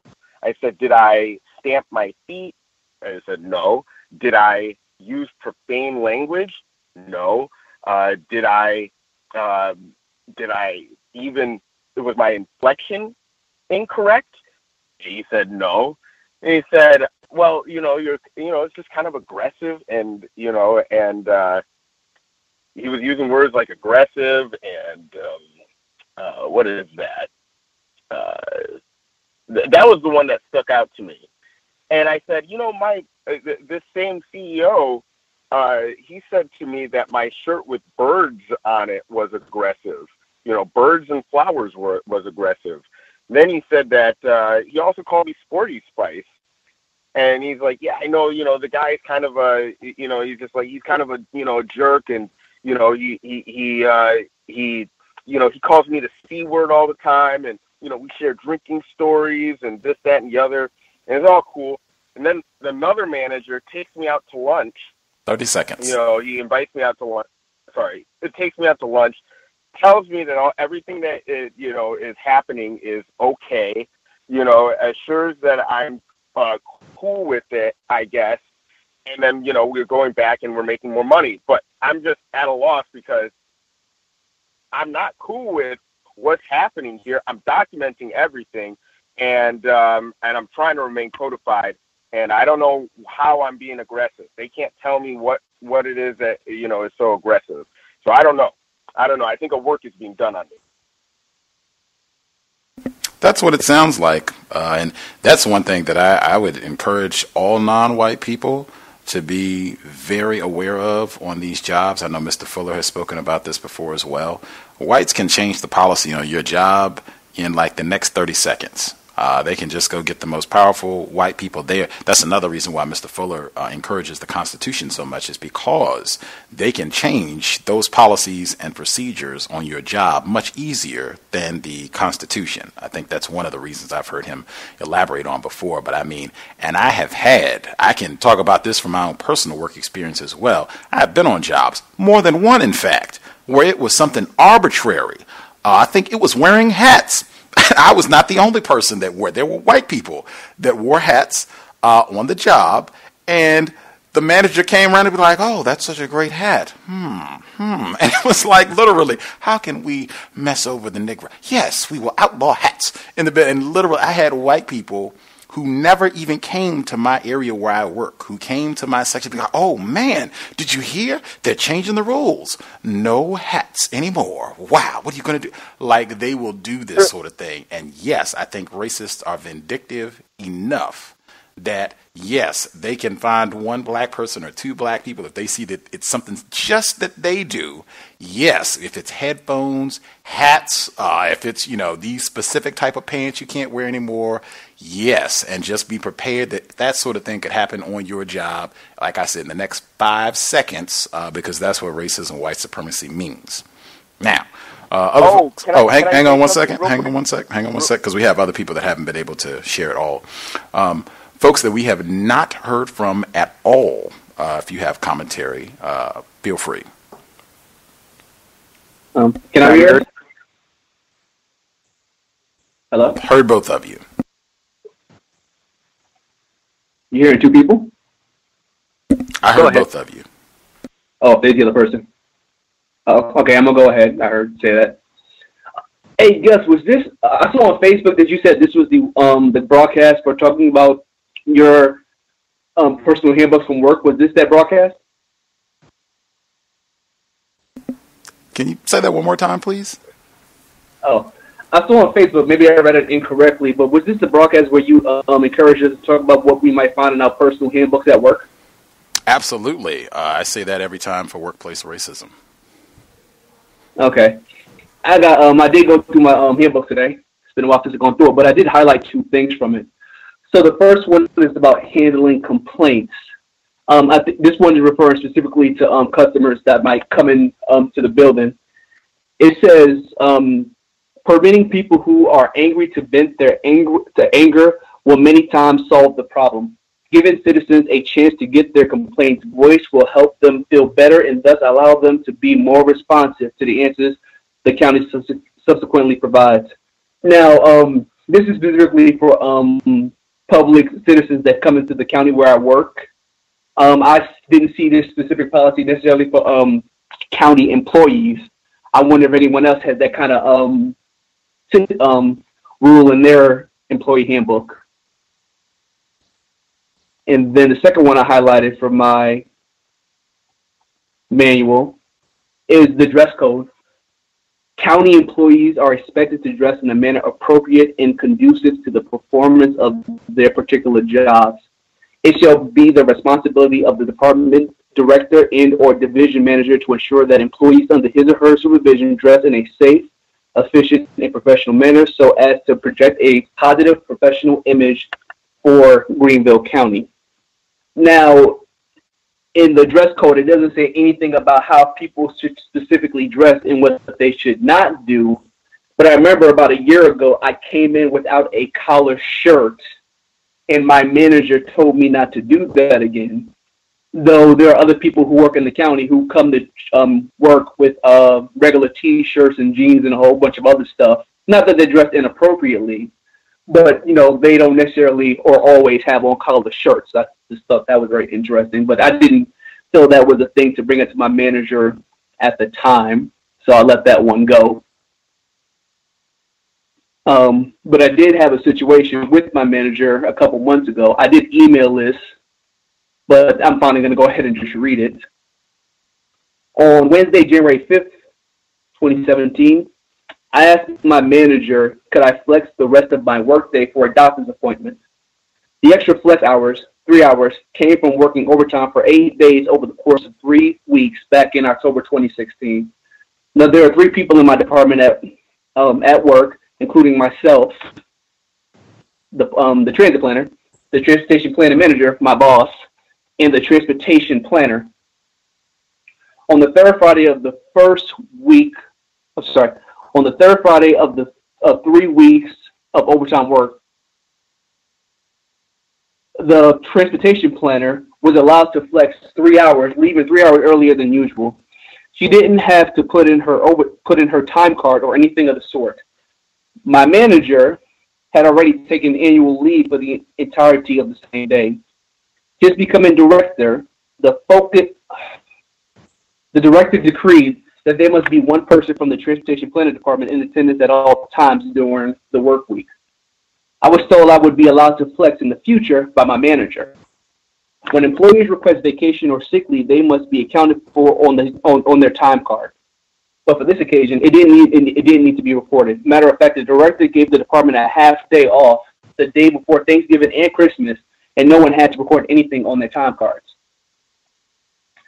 In the beginning of November, an email came from the HR department acknowledging changes in federal law about overtime pay.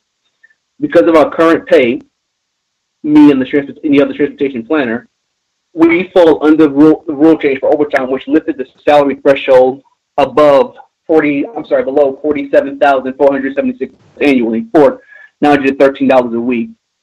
It was unfortuitous that this change didn't happen in time for all the overtime work during the 3 weeks in October 2016. But at the end of the month, the new law change was stayed by the federal court indefinitely.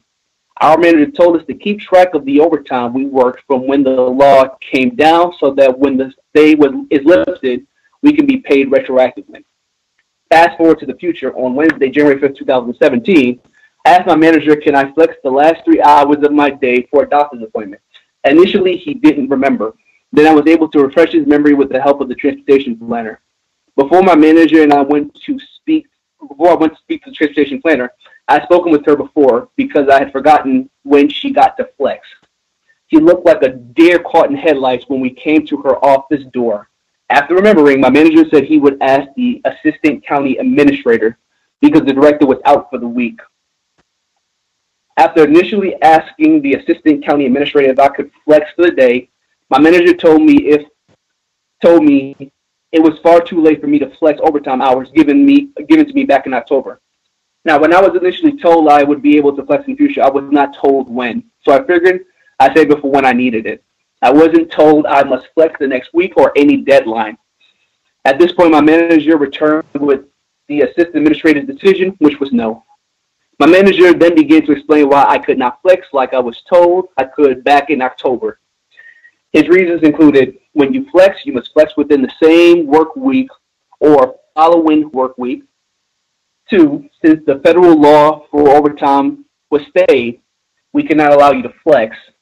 3, if the stay on the federal law for overtime was lifted, you would be allowed to flex. As we continue the discussion, I would ask my manager, was it correct that the transportation planner was allowed to flex? But I wasn't. The manager said yes because she did it immediately.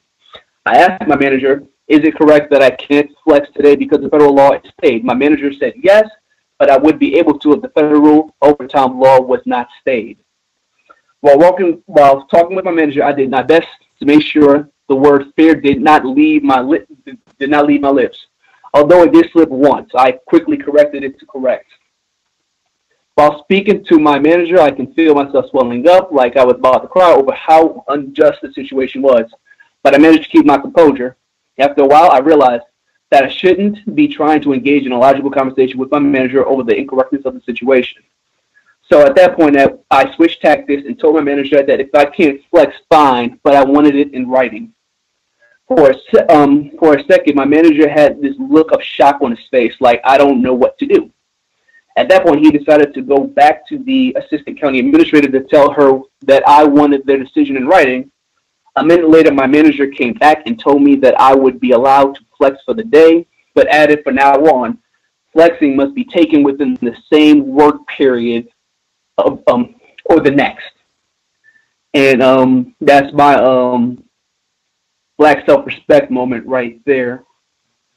And the last thing I will bring up is that currently I am studying for something called a planning certificate. It's the professional certification for urban planners. And the testing material includes urban planning history, law, ethics, infrastructure, housing, etc. The material I find most interesting is the laws and federal programs, especially in the housing section of the study material. So, for example, this one law keeps coming up, the National Housing Act. It was passed in 1934, 37, 49, 54, 59, and I think 68 as well too.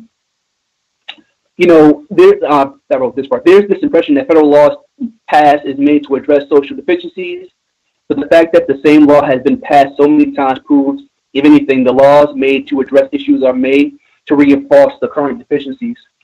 The federal government is anything but inept. When white people want something done, it happens.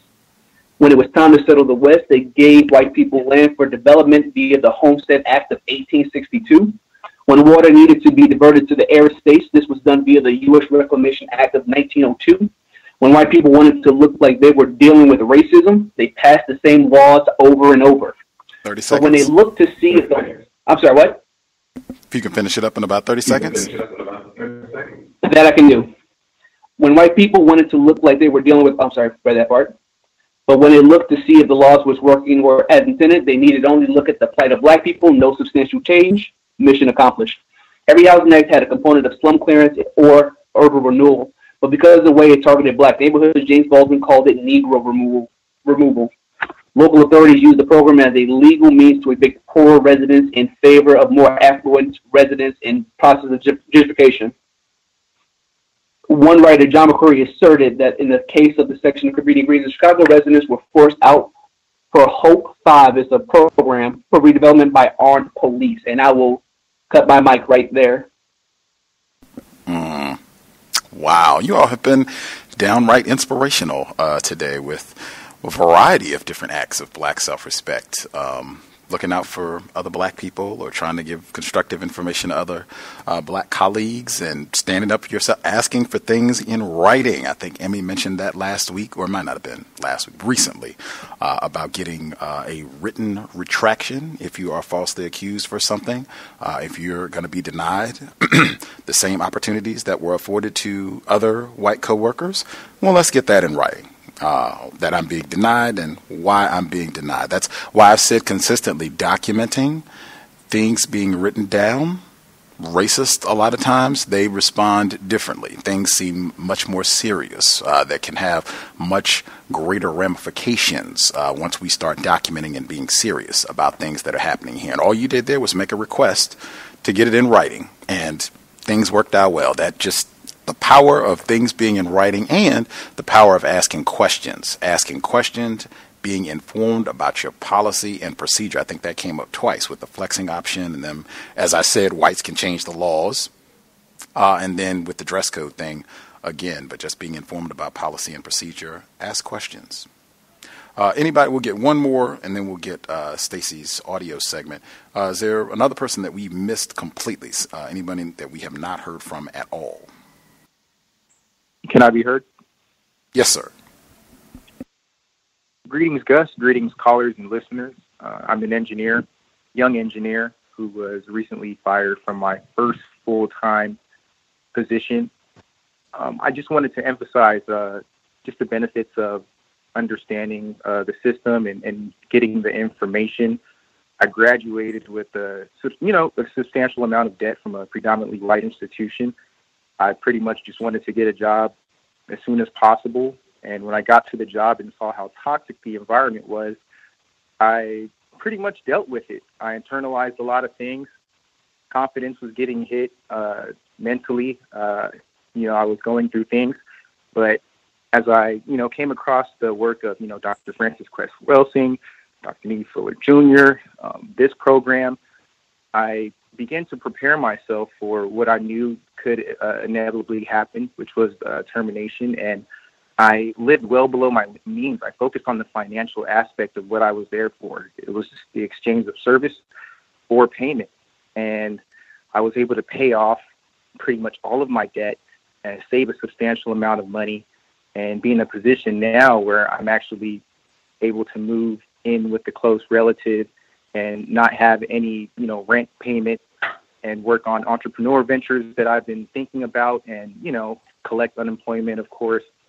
And I just want to say thank you for just, giving me the information that will allow me to go through this, but come out and not have to be so financially, not have to rely so much on this institution financially at this moment, to have to jump straight onto another plantation or do something because I started taking out financial responsibilities that would essentially force me to have to work or try to find something as soon as possible. So I believe I was let go due to just an increase in my Black self-respect, became more codified, stopped drinking at company parties, stopped making people feel comfortable making racist jokes and things of that nature. I was literally the only Black person that I really worked with in the last 4 years, outside of 2 other people who weren't in my company. So I just want to say thank you to Gus. Thank you to everyone who calls and gives this information. I definitely have a sense of well-being kind of coming over me as I, don't have to go into this environment every day, and I do have some time to decompress and not have to worry about these financial binds that, I may should have gotten into just thinking that, this job is great, or, I could be here for as long as I want. I believe I heard the firefighter gentleman say, any day could be your last. They can come up with something at the drop of, just any moment. And I pretty much worked like that and lived well below my means because I knew that could happen. And for it to come to this point and to be as prepared as I was, just financially to deal with this, at this young age has been great. So thank you, Gus. Thank you for the program. Thank you, callers, listeners. And thanks to everyone who's contributed and written books on things that can empower us and just help us navigate the system that we are in and maintain, just a sense of Black self-respect and mental health and mental well-being, as well as physical health and physical well-being. Thank you, guys. Leave my line. Ashe. I do see there are other hands. We will get all the folks who dialed in with a hand up, but just I think time and energy has been mentioned a few times on the broadcast today, and hearing people saying that's one of the things to really be mindful about. Even if I think we had the caller who his wife is paying her Black workers more than her racist employees. We heard him mention that, hey, we had these great jobs and we're making, lots of money and being terrorized all the while. Like, that's what racism, white supremacy is. And none of us, I don't care how great a position you have, how many coins they pay you, what your salary is, racism, white supremacy, they can take all that away in short order. So that is, in my view, that is phenomenal advice to really be in the habit of saving. That's not saying that you can't have, if you make great funds, to not have nice things, but really we want to be on the side of saving, that we are at war. I think when whites, when they're waging their battles and conflicts, they have military spending, you have wartime spending, and then you have, once all that's done, where you can be much more liberal with your spending. We should take the same approach. Even if you are making great coins now, racists can change that up very, very quickly, and they tend to try to encourage us when they do allow us to make a little bit of money to have really extravagant spending habits, so that we're spending and not saving, so that then we'll be in a real bind when they say, okay, I think we've allowed them to have this about as long as we're going to tell them to give this job to my cousin now, and we're going to laugh as we kick them out of the office. Much easier to deal with that transition when you have saved your coins. Get to the audio from Stacy in the UK. This is, again, following up what she shared before about being falsely accused about this racist on her job. And so this is the update on what's been happening with the situation. I thought you'll hear some of just the phrasing, how this is talked about. This is, again, in the UK. I think is substantially different than the way this is generally talked about and dealt with in the States, or really anywhere else that I've heard in the world. we'll get feedback once all this is done. Context of White Supremacy, Stacey in the UK, discussing her experience with workplace racism. Okay, so hello everyone, this is Stacey from the UK, and I had relayed a situation that I was experiencing probably about 2 weeks ago, where a junior member of staff had alleged that I had shouted at him, and at that time I was told that the matter was serious and that he had a witness. When I heard it, I said, well, he will need to make it formal, given that I had been raising issues about his behaviour for some time and I hadn't been provided with his job description, and therefore, rather than just have an accusation made against me, that I wanted it investigated. After I'd done so, that was presented to me by his line manager.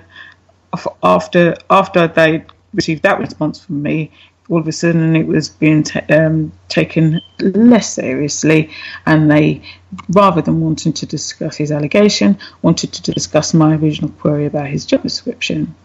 So 2 weeks ago, the matter was finally raised by initially my former line manager and then my head of team before she was going on holiday. But I'd made it clear that he should either formalise his complaint or retract in writing, and she was going away to discuss it with him because, as far as she was aware, he wasn't actually wanting to make a formal complaint, but I was insisting that there were issues to do with my reputation as well.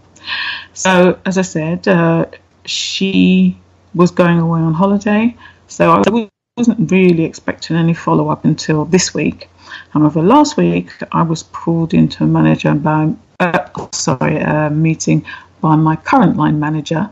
Now, she actually claimed that she wasn't made aware of it until the week before, but because I wasn't in the office very much, she didn't have a chance to discuss the matter with me.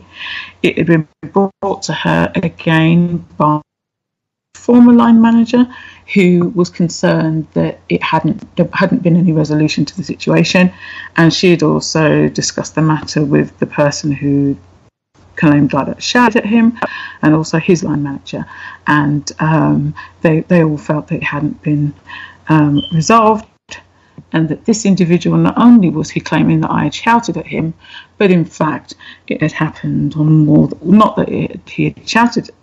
I had shouted at him on more than one occasion, but that he had been made to feel uncomfortable about by the way I had been speaking to him, and it was about my communication style, and she, is very concerned and wants the team to be highly productive, and therefore, it's about having an understanding of the relationships of people in the team, and being clear about how we communicate, because we can all get frustrated. It's a highly pressurized environment, and we'd all been given training about, how it can make people feel, and she doesn't want it to ever be the case that somebody feels that they don't even want to come into the office because they're worried about how they're being treated.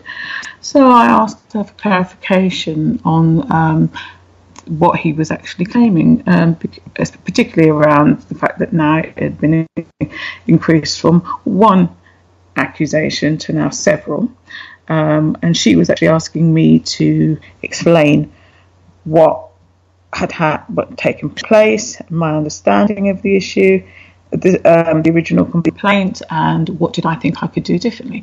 So again, I probed it and said, well, I am actually concerned that it's been presented to me as factual, that his accusation is factual, but that also now it's extending to more than one situation. And then I actually told her that I'd already discussed it with the head of team, who actually had already brought the matter to me. She claimed she wasn't aware of that. I said, well, it was very interesting that communication is being raised with me when I've now had 4 managers raise a complaint, now several complaints with me, yet this individual has not even made a formal complaint. But I'm being asked to run through what I could have done differently, etc., etc., and being told that I'm now making somebody feel that they don't want to come into the office. So I just got to the point where I said to her in the meeting, I'd already made clear the position with the head of team. Therefore, the fact that it is now being raised again means that it's now a formal issue as far as I'm concerned. I said, oh no, well, we're told that we should try and address these things at team level. We don't need to make these things formal. I said, no, it's formal. He's not going to make accusations against me, and it's being presented to me as if what he's saying is factual, and that it doesn't only affect him, it affects my reputation. She'd also, in the discussion, said to me that how she wanted to take the team and the wider team and discuss roles and responsibilities. And I think, as I reminded everyone when I first raised the matter, this individual, how this initially came to a head was that he had come to, I'd asked him to do something in a one-to-one meeting. He told me that he was no longer doing things that I had wanted him to do because he is being developed. So I'd said to him, okay, I need to discuss it with his manager because no one had actually discussed anything with me. And when I did raise it, I also had requested his JD, and it had literally been 12 months of me requesting this person's job description. So all of a sudden now this whole thing is being tied up into his roles and responsibilities, and she wants to take a team away to discuss it. Is everything working as it should be? And as far as she's concerned, she hasn't actually seen anything which sets out what he should be doing, etc., etc. So I asked her to clarify whether she's actually saying that she has not seen his responsibilities, and she didn't. I said, 30 you seconds. actually said left total. Okay. Well, basically, making further accusations about my performance, saying that the job description had not been set out, and it had been agreed with her, his line manager, and my former line manager. So it's just a way of them being quite slick and trying to represent the matter as a performance issue with me, of mine, rather than actually the fact that they had not presented his job description to me and had been completely undermining me throughout this whole process. My head of team is now back in the office. I had sent her the notes of the meeting, and she has been giving me the cold shoulder for the whole week. I've since had a meeting with my line manager, who's now told me that this individual is considering his options. Meaning what? Meaning, the interesting thing is that I had said it was formal. However, and that was how it was, how it was left in my line manager, my head of team before she went on leave, was that she was going to discuss with him whether he wanted to make it formal, and that I'd asked for a written retraction. So he was considering his options, but the way it was presented to me yesterday was that issue. It wasn't even a complaint or anything. It was just that issue with this member of staff. Has been discussed, and he's considering his options. So my request that it's formalised seems to have been disregarded. That is I'm curious to know if he has other options besides writing a formal written retraction that he falsely accused you, or whatever it needs to say in that form, or he wants to make some sort of formal procedure to formally accuse you or charge you with having, been discourteous to him or shouting at whatever he's saying you did, or if he has other options. Does he have other choices than those two options on the table? Well, not as far as I'm aware. I did question, as I said, the procedure that they seem to be taking, which she had told me was my line manager had actually said to me it was quite confusing how things are handled by the organisation, which is just a lot of nonsense. But you see, the interesting thing is they were saying he felt that I had made him feel uncomfortable. It's about my communication style. And when we're trained on diversity and harassment and bullying, that and I think she's confusing a few policy areas, but she is stating that if a person feels that they are the policy is sometimes that if a person feels harassed, then they're being harassed. We should accept that they are feeling harassed, etc. However, the way the matter was presented to me in the beginning is that he has a witness to me shouting at him. That's not a feeling. That's a direct accusation with a witness. A witness can't witness his feelings. That's an accusation. So they're being quite slick and trying to move away from me being able to challenge it. But I insisted at that time that it needs to be addressed formally. So they're playing games, basically. Practicing racism. I'll probably cut it right there. Context of white supremacy. Practicing racism, indeed. The end portion, I'm fascinated, folks in the States or anywhere else in the world, really. I don't think I've ever heard of a workplace policy where the formal written procedure is if someone feels that they have been slighted or they feel offended, then that is evidence enough. We don't need, this doesn't have to be something where it's substantiated, where, 3, 4, 10 people saw this person yell at you or being hostile, or you cursed at them or said something that's just flagrantly rude and vile, where it can just be they felt that they were being treated discourteously, and that is enough for them to move and feel that this needs to be addressed in some sort of way, maybe even punitively. I've never heard of that in my life, anywhere, in a work situation. That was one. Yes, hang on one side. I wanted to see if folks had any responses, and then if you want to add anything, Stacey, we can add on. Do folks have... Just to clarify last point, actually. Is this going to be something quick?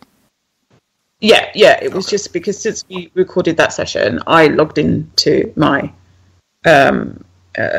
office and read the policy. Mm-hmm. So it's as I said, if the person feels that they're being harassed, managers are expected to accept that that's how they feel. However, they are required to undertake an investigation. So, in other words, it shouldn't be that manager then responds and says that the individual is being truthful, because anybody could make up a situation. They are required to carry out an investigation, and that hasn't been done in this case, clearly. So that's just what I wanted to add. I see.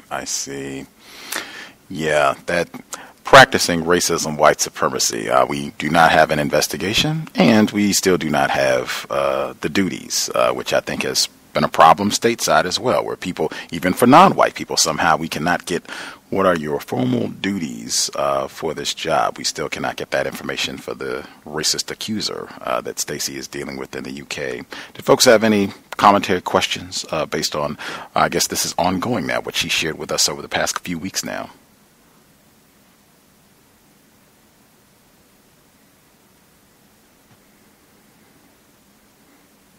No, we missed folks. If folks want to ponder, if they don't have any questions, or if they just have their own situations that they want to share as well, feel free. I cannot imagine that even being in a policy procedure manual here in the States, where even to get something started for an investigation, if this person feels that they have been mistreated, that's grounds enough just on the basis of how they feel. I don't think I've ever seen that or heard it discussed that way in a workplace setting. That seems like it would just be all day chaos. If that was going to be, and I could see whites doing a lot of clowning, exactly the type of situation that Stacey's going through. I think they would get on that big time if the bar was set that low for what can happen in a workplace setting. Are there other callers that we missed completely? If you had commentary for Stacy, that's great. If you have your own situation that you would like to discuss, feel free. I know there are folks that we've still missed. If you have a hand up, commentary you would like to share and we have not heard from you, feel free. Can I be heard? Yes, ma'am. Yes, this is a caller from Florida. I was calling about a situation that had happened at my place of work yesterday. As I was coming in, I pretty much did a mid-shift, so I wasn't active manager on duty or on the floor. But as I was reporting to work, a situation had came up with a customer in our pharmacy department. I was going into a meeting in the back office, and the pharmacy representative, the manager back there, had shortly came in as we were working on some stuff in the back, and basically was explaining to my store manager that they had an emergency, that this white male, a normal customer, he looked like a biker of some sort, I guess got upset because his prescriptions, there was some issue in disputing with the insurance on either what was supposed to be covered or whatever the case may have been. Nonetheless, the prescriptions weren't ready by the time he got there. I did note as I was passing him down the aisle, he looked very disgruntled, like, he could kill somebody. Well, make the long story short, basically when he had the confrontation with pharmacy manager, he threatened to come back and kill everybody in the pharmacy department. So the pharmacy manager, shortly after the guy had left, he came and spoke with us, and my store manager, black female, she called because they didn't know whether or not he was, just blowing off the top or just, serious, but the pharmacy manager took it as serious. And so the store manager said, well, if you feel that, it's going to be an issue, call the police, so that way by the time if he does come back, or if he comes back, then they're going to meet him, pretty much at the spot that he's going to land. So true to form, luckily our location is literally right next to Marion County's sheriff office. So it was like 30 seconds they were there. So they were all dispatched throughout the store waiting for this customer to come back, and sure enough, he came back, and we were in the stockroom by then, and so they had paid for the store manager to meet in pharmacy. So basically, they had to play it off as if it just so happened to be that these officers were there, because I could hear him saying, well, are they here for me or something like that? And they were trying to, play it off as this, oh, no, we just happen to be here because they allowed her to approach the customer when he came in because he's a regular and they know him. And basically she served him with no trespassing thing or whatnot, where he's basically banned from coming to the store, and I believe that's effective for a whole entire year. And he was trying to plead with her, trying to explain, he's off his medication and this, that, and the other, just making all these abundance of excuses. And the store manager later told me, she said the police officers thought that she was going to stand down and walk away from enforcing the whatever. And so basically, she basically told him that he was banned from the store for a year, that she wanted to serve him with the no trespassing thing and told the officers. She spoke with him for a while. But like I said, he was just trying to make all these excuses. Then he was saying that he had ran out of his medication and that he was, off his medication and he just blah, blah, blah, blah, blah. So once they escorted him out of the store, they said he did ask, could his wife come in? She said, no problem. She doesn't have a warrant against her or no trespassing warrant against her. You could send her in and this, that, and the other, but he is not allowed to come into the store location anymore.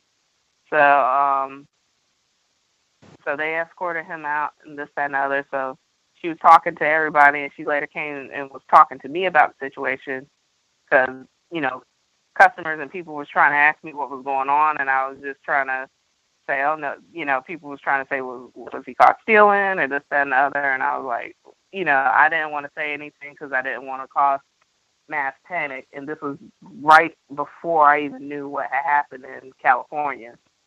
So I had no idea because I hadn't been watching too much of the local and national news. So she came later on and was talking to me and basically was telling me, what they were talking about in depth. But then she let me know that one of the police officers, after they had escorted him out, had pulled her aside and basically, commended her in standing by enforcing this no trespassing warrant or whatever it is.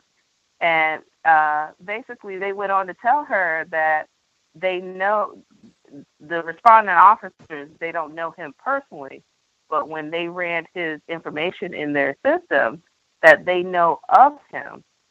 Sheriff's Department knows of him because they've had to be dispatched out to his place of residence on a number of occasions. And the last time that they had to go out there was because he was threatening to kill himself and kill his family and kill himself by suicide by cop. And he said, whatever his excuse is, either he needs to just really sit down with somebody or get with a family member or whatnot and get the help that he needs. But again, we're talking about a white person. But the whole point is that 30 seconds. He wants. Oh, I'm sorry. Basically, I was just emphasizing the fact that he wanted her to have sympathy for him in his situation when we know that we're dealing with psychopaths. And I'll meet mine. Wow. Even white people who have threatened mass violence, we're supposed to sympathize and feel sorry that he just missed a few medication doses. It's been my experience when you have repeat offenders.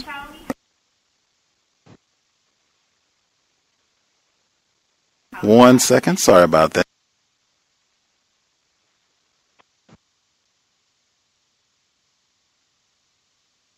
Wackiness. Incredible. They are doing all kinds of intercom announcements for the day. That is standard operating procedure. You'll see that in work environments on a regular basis. You'll see that across the board in the system of racism, white supremacy, where white people are violating rules, sometimes committing criminal acts, as in this case, making terroristic threats, and the rules are just not, evenly applied. Not participating in all of that, observing, just noting that this had taken place, and even that this guy is an extensive criminal. Apparently, I think black people in similar situations have been, shot and given far more punitive action than just a 1 year. They didn't even give him a lifetime ban from the store, a 1 year bar or what have you. Did we miss anybody? Any folks that have a hand up that we have not heard from at all have commentary? Can I be heard? Yes, ma'am. Hi, yes. I'm a long-time listener, first-time caller. And I work in childcare, ages 5 to 12 years old. And dealt with this situation where I have this young boy. He's about 7 years old, and he's a heavily melanated young boy. I would say maybe 2 shades darker than the actor Isaiah Washington. And I have these racist white children who are zeroing in on him. I had one boy who's 8 years old who told him that he's his emotional primate. And I have another little girl who's 8 tell him because he touched her handheld gaming system that now she has to get a whole new one because he touched it. And I had another little boy who tells him that his mom says he cannot play with him because he's dirty. So today he broke down and he was crying and he hid behind the classroom door and he's crying these real tears. And I feel really bad for him, so I took the information down to the front desk where we're supposed to. And the front desk clerk is a non-white female black. And so she documents it and she puts it on my desk, my boss's desk. And so now I have to have a meeting tomorrow to explain to my boss, who is a white female, that these racist children are terrorizing this little boy. And my boss, her son, has a Confederate flag as his profile pic on Facebook. So now I have to go to her and have her basically waste my time because I know actions are going to be taken against, none of these little racist kids. And the same boy who went to told the little boy, the heavily melanated boy, that my parents told me that I can't play with you because you're dirty. Today, my daughter attends the same daycare that I work at. So she's in my classroom because she's 7 and he's 8. And so my daughter is making a card for me. So she's writing on the card, I love you, Mommy. You're the best mom in the world. So she's drawing a flower, and I call her over to my desk to talk to her about something, and he writes on her paper while she's out looking. He puts not, N-O-T, in the flower. So it's basically saying, you're the best mommy in the world, and he puts not. So she brings it over to me, and she's like, Mom, look what he did. So I said, okay, I'll talk to his mom about it. So I took the paper and I put it to the side. So he gets another piece of paper and he writes in red crayon, I will kill you myself. And so I say, okay, take both of the papers. His mom comes in to pick him up maybe 20 minutes later. So I take it over to his mom and I said, well, I've been having trouble out, with him today. And his mom is, I don't want to say she's giving me the cold shoulder, but she's not really interested in what I'm saying. So she's like basically telling her son, come on, let's go. So I kind of cut her off from leaving. So and I stand beside her, and I'm holding these 2 papers up. So I'm explaining to her what's happening. So she looks at the paper where it says, I will kill you myself. And she said, well, why did you do that? He said, well, I find it funny. So she said, well, obviously, they don't find it funny. And you spelled myself wrong. So then she leaves. She said, well, I'm sorry. And I said, okay. So she leaves, and I take the papers downstairs to the front desk, and I give it to the front desk. And I explained to the front desk what's going on. So they said, we're going to put it in his file, and we're going to, have this meeting tomorrow with my boss about the little boy and, and them terrorizing the other little boy who's 8 years old, 7 years old, the little heavily melanated black boy. So I have a meeting tomorrow, maybe 8 o'clock in the morning, to explain to her, who's a suspected racist, that they're terrorizing her, terrorizing him. And, this other boy who wrote this letter to my daughter, wrote this note to my daughter. And this is not the first incident with him. He drew another picture of him shooting another little white boy, and drew a noose on the picture. And I took it down to the front desk. They documented, they put in his file, and he still remains at the daycare. He's never been suspended. I had issues with him last year where he tried to unbuckle another child while I was driving them. I drive them to and from school, so he tried to unbuckle another child while I was driving, and he was pushing him out of his car seat. So I had to pull over, follow procedure, call the daycare, let them know what's going on. So then I switched the seating so he wouldn't be right next to the other kid, and I asked him, why are you doing this? And he says, this is my right. This is my right. The words that he used at 8 years old is, you wouldn't believe his vocabulary at 8 years old. So I don't make excuses for their behavior because they know exactly what they're doing. And when he wrote this, this letter to my daughter, I didn't tell his mom, because in daycare, you're not supposed to let the parents know who the other child is, a fear of repercussions or anything. So I didn't let her know that that was my child that he wrote this to. So I was a professional. I said, well, he did this, he did that. But when I went to the front desk, I said, well, I need this documented. I need something done about this because this is not the first incident, and you guys continue to hassle with it. This same little boy caused another black woman to lose her job this past summer because he accused her of choking him. And they asked the kids in the classroom, did this happen? The kids say no. They asked myself, I was in a meeting, I said no, this did not happen. They asked my co-teacher, did this happen? I said no. And then, the lady that was being fired, she said, well, I'm a grown woman. If I would have choked this boy, wouldn't he have some type of bruises or, my fingerprints or anything around his neck or anything? They said, well, until further investigations, we have to let you go. They never investigated anything. They just let her go. The same boy accused another young black male of choking him when he was finding another child, and the black male picked him up and moved him to the side. I was there to witness this too. I was in the meeting. I told him, no, he didn't get choked. He said as if he put his arm around his neck and lifted up by his neck. So the young black male, said that he doesn't want any parts of what's going on. So he put his 2 weeks notice in, and he, basically quit and moved on. He threatened to have me fired. My mom will sue this place. My mom will, I will get you fired. And because I refused to take him on a field trip because he was terrorizing the classroom. So I said, I won't take you anywhere if you cannot listen here. Why would I take you on a field trip? And why will I have you fired? I will have you fired.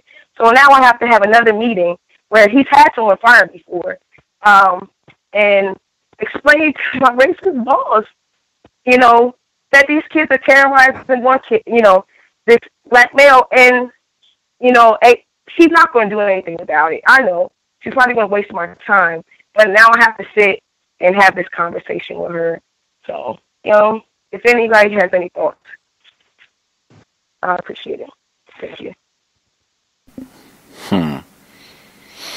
This is one of those where I think in terms of codification, and for me, I think codification in terms of solving problems, being able to recognize problems well in advance so that you have more than adequate time to figure out the best means of eliminating this problem or even stopping this before this becomes a problem. With this little terrorist, this just seems like a gargantuan problem in a myriad of ways, and I think that's the correct way to view the meeting for tomorrow. This is a white woman that I'm going to talk to another race soldier, and that she is just going to add to the problem, that she is not here to help my work situation or to make my job cushy for me or to help me deal with this little terrorist. That's not her job at all. They might even be working in cahoots together, her and this little 8-year-old. I would be trying to think of what it is that you can, what it is that you'd like to get accomplished in the meeting tomorrow, what it's possible to get accomplished in the meeting tomorrow, and working towards how can you deal with this situation so that you can minimize problems he can potentially cause for you and other children. I hope you were able to get your own personal photograph of the. I do. Great, because it would not surprise me at all if we lost the image where he said he's going to kill everybody. We lost it, and the other things. So great that you got that documented. I would really be thinking in terms of what codification do I need in place to protect myself in case he is saying that I choked him or, any other accusation, since he's got a track record for this sort of thing with black teachers. I think we even had a black educator on before who was talking about black teachers practicing racism against white students. If you give me a second, I think I can go back and get her name, but we talked about this, and I think I told her that, that was absurd. Those racist children can show you better than I can tell you who has more power. And then protecting the black children that are in your care. You said he's deliberately targeting what seems some of the darker black students in your class, even your daughter, who's in the class, I guess at times, or in the vicinity with him. Those would be the two pieces of code that I would be working on. Are you by yourself? Are you the only adult present with him at times? No, I have a co-teacher who happens to be my sister, and she was the one that came back and told me that the other little boy called the heavily melanated boy an emotional primate. And then I asked him, what did it mean? And he said, he's my emotional ape. No problem, no hesitation, no why would I say this in front of her? No problem. He's my emotional ape. And we're just looking at each other. I'm not too stunned, but when you see it in your face, it's like, are you kidding me? And, but they are, I would say, white supremacists in training. They're right on target to be superb white supremacists. And one thing I was struggling with, and because this happens, this is over a 2-week period, is that once we tell the parents what's going on, all they're doing is teaching them how to refine their racism, refine it. And, they're not stopping. They're just refining it. So I'm like, I don't want to contribute them into refining it, but I also have to report it because this little boy, he's being emotionally affected by it to the point where now he's like, everyone hates me. And I didn't know today, I told a front desk that I know, the front desk clerk, she's a black woman. I said, well, I know why he's being targeted because it's the same set, it's a certain group of kids that's doing this. And she looked at me like she understands. But I said, but I don't know if he knows. So when I talked to my sister today, and she said he knows why he's being targeted. Because he said they don't like me because I'm dark-skinned. I have dark skin.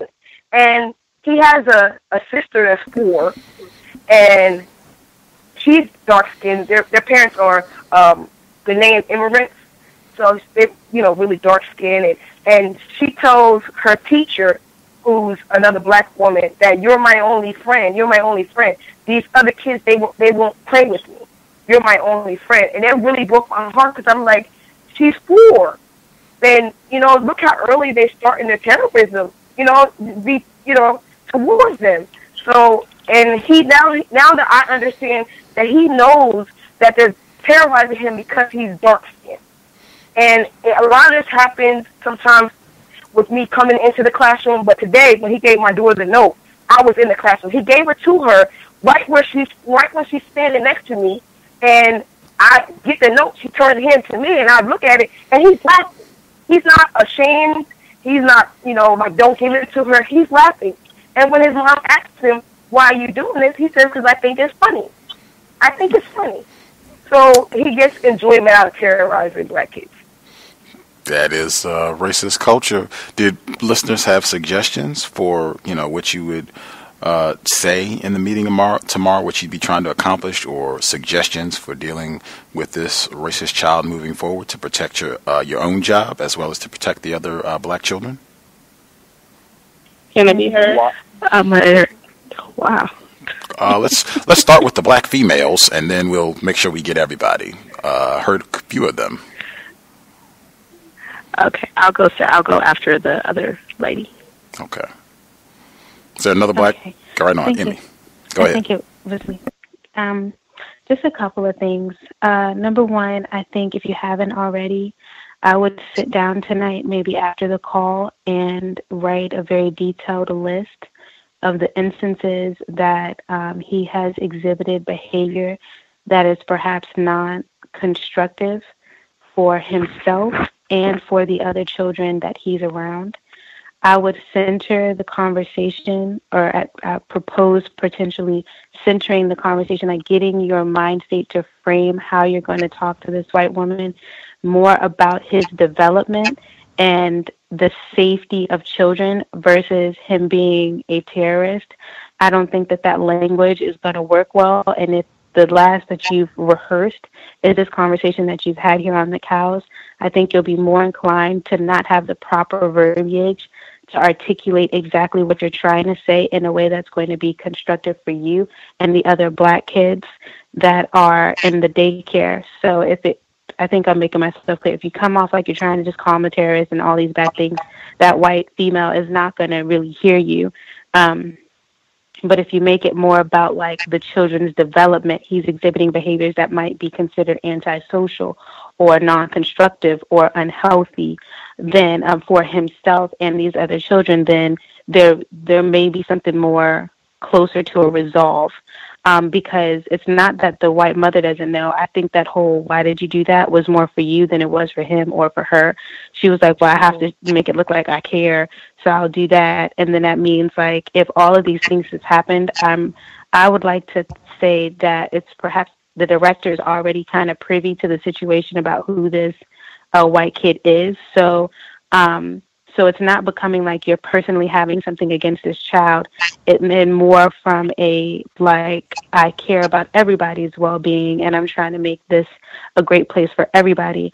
Also, if there's any place in like the mission or on the website, like I'm sure if it's a daycare or something, that there should be something that says this is supposed to be a safe learning environment for everyone, like being, kind of pulling out that kind of verbiage and saying, well, based off of this, I'm not really sure how best to move forward because I don't know how to work in like with this situation, to work with an individual who feels completely at liberty, and then inquire to his like psychiatric care or if he's receiving anything or like what's been done in the past. Have an entire list of questions.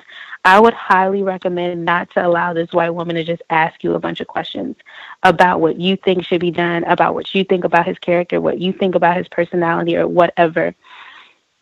I think having a bunch of questions for this white woman will be more constructive just because I think it's just a setup. And like you've already seen, you have enough evidence to let you know that how this could end. So I would be like, I'm not really sure what to do. I'm also kind of surprised, this is just an aside, like why the parents are not in on this conversation. Like I don't really know what you and the director have to talk about that don't involve the parents or the children that are involved. Because, I mean, it's bullying. So technically this is like incident reports and stuff like that should be written as far as, I mean, I'm aware, like if anyway, I could be totally incorrect, but I'd even ask that, like at what point do we get the parents involved so that they can figure out what to do? What should I do in a situation like this? Also, another thing I think that you should do is immediately, like as soon as you possibly can. I don't know what state you live in, so again, I'll state that I don't know the rules for all of the recording and stuff like that, but having maybe some type of voice recorder that you can wear on you so that like when he starts saying stuff, like you can actually just have that. I don't know, whenever that might be good or useful or constructive, but it might be something worth having. That could just record the conversation, and if nothing happens that day, then you can just delete it. But if there's something, then you can use it. But essentially what I'm saying is, like, when the call ends, like, really sit down and frame your mind so that this is completely professional. You're a caretaker of all the children, and you want the best for everybody, and you're just trying to figure out what is the best way to go about this, and have 1,000,001 questions. That's extreme hyperbole, but a lot of questions for this white woman about how to proceed dealing with this child so that everybody can have a safe environment. And then I don't know, like, you might just not have had enough time to really talk about it, but to be, like, figuring out ways that you can counteract the negative effects that this white terrorist is having on the brown children. So, like, I don't know, what tools you have available to you and what you can do, but just, like, being like, no, that's not true. Like, I don't know how it's going to end, but if you see something happening between, like, the white kid and the black kid, and then you just watch and it's like, man, that's like really bad, like maybe saying something directly to the black kid or doing something to where like the black kids can be together to shield each other away from the white kids, because like, I mean, I know you can't, like, there might be rules and stuff, but just figuring out like some kind of way to where to protect the black kids' energy and not really isolate, I guess that's the wrong word, but get that white kid to go play with the other white kids. Like, you don't need to be around the black kids all the time with his, you know what I'm saying? Like, I don't know the best way to say it, but the best way to do it, or to figure out some kind of creative way. And then I really think, like, honing in one point out really with this director is the parents need to, like, this white woman needs to come in and, like, talk about the future psychological development of her child and what she expects to happen, because based off of what has happened, we can only expect it to get worse in the future, and that's not going to be correct for everybody at the thing. If I think of something later in this time, I might chime in, but you had a lot to say, so I hope some of that is constructive. But I would totally write it out and totally plan it out, and I'd even like say it and make sure to remove certain words from my from when I was speaking to this white woman, and make sure that you ask her the questions, not she asking you the questions. That's it. Thank you. The other female caller who spoke up simultaneously, did you have suggestions? I was she pretty much hit the nail on the head. What I was going to say, my biggest concern was, does the little black child parents know what is going on?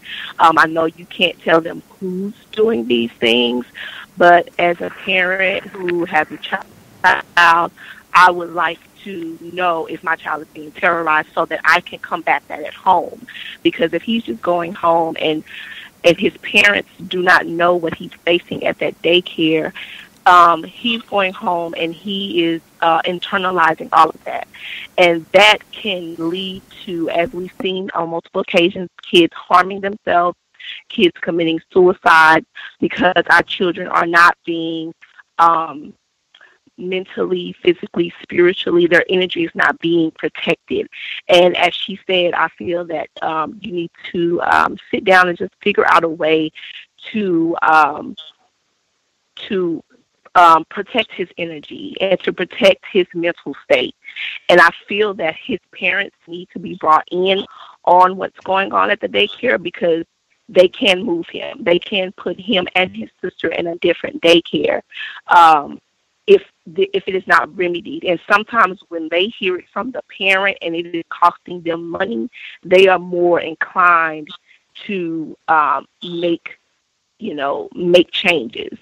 But everything that she just stated, I agree with that. I was going to say, write some things down, have your own questions, and speak more about his mental stability, and that you care about that. As far as little terrorists, that you care about that more than talking about him being a terrorist and doing all these things, and he's a little race soldier in training. But change your vocabulary around to make it more about his mental state and the mental state of the other kids in the classroom because of the things that he's doing. That was it. That's all I had. Thank you. Thank you. Can I be heard? Yes, ma'am. Yes. Overall, that was pretty much what I was initially going to touch on, but I did want to add that I was thinking that she might want to kind of like, as far as us when we talk about workplace racism, referring back to the employee manual. And like the other caller was saying, is that, when most of these daycare centers have their mission statements or their credo statements, as far as what is their goal in these organizations and stuff. And I think if when she has this meeting with this the director or whoever it is that she's going to have the meeting with, to ask them basically find out what are the behaviors or the expectations that they would expect to have of the children that come to the facility. What are the certain characteristics or behaviors that you would expect of the children when they come in inside the building, and how are they supposed to be conducting themselves? And if that is not being followed, what is the course of action, or how do we remedy the behaviors, and how do we get the parents involved in correcting it? Because going back to what the others have said, this is going to be impacting the others, the other children's well-being and their mental state, as far as, their confidence, how they interact with one another, and it just throws off the overall energy throughout the facility. If you got these little minions doing all this stuff to the other non-white kids. So I would just suggest, as well as like the other caller was saying, don't, whether it's adults or if you're dealing with children, don't, when you go into a meeting, don't let them dictate the course of the conversation. Kind of put the ball in their court. Let them know that you understand what's going on. You don't have to be as direct as how we're speaking on the line. But like they were saying, just change your verbiage, but still have the same impact when you're in the meeting with them. But I would definitely ask them what is the certain behaviors that you look for in the children to exhibit when they're here in the facility throughout the day, and why isn't that being followed, and what we need to do to correct that. Are there any other female callers who had suggestions for this situation, how to deal with the meeting tomorrow with the white educator or the racist child in training? Males. We got all the females. Any males who had suggestions?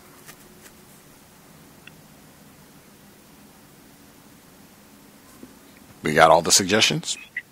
No more suggestions for the meeting tomorrow dealing with the racist child? And folks can think about this.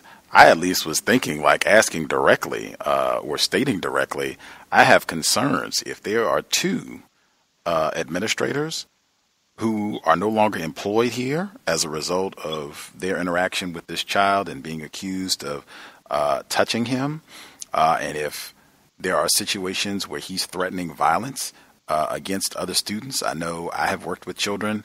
If this is already a child where he's threatening violence against other children and what have you, do we need a plan in place to make sure that there are no more accusations of staff doing anything to him, harming him? Do we need a plan in case something happens? If he's threatening violence, what happens if he needs to be restrained? If I'm in the classroom with him, I might have to put my hands on him I don't know if you all do that, but I mean, I have worked with children before. You might have to restrain them. What am I supposed to do then? Especially this should be a concern if he's already, threatening violence, saying that I'll kill you myself. That might be a question that I would ask, presenting it as a concern. And then do we have appropriate measures in place to see that this is not continuing to happen where staff is being accused?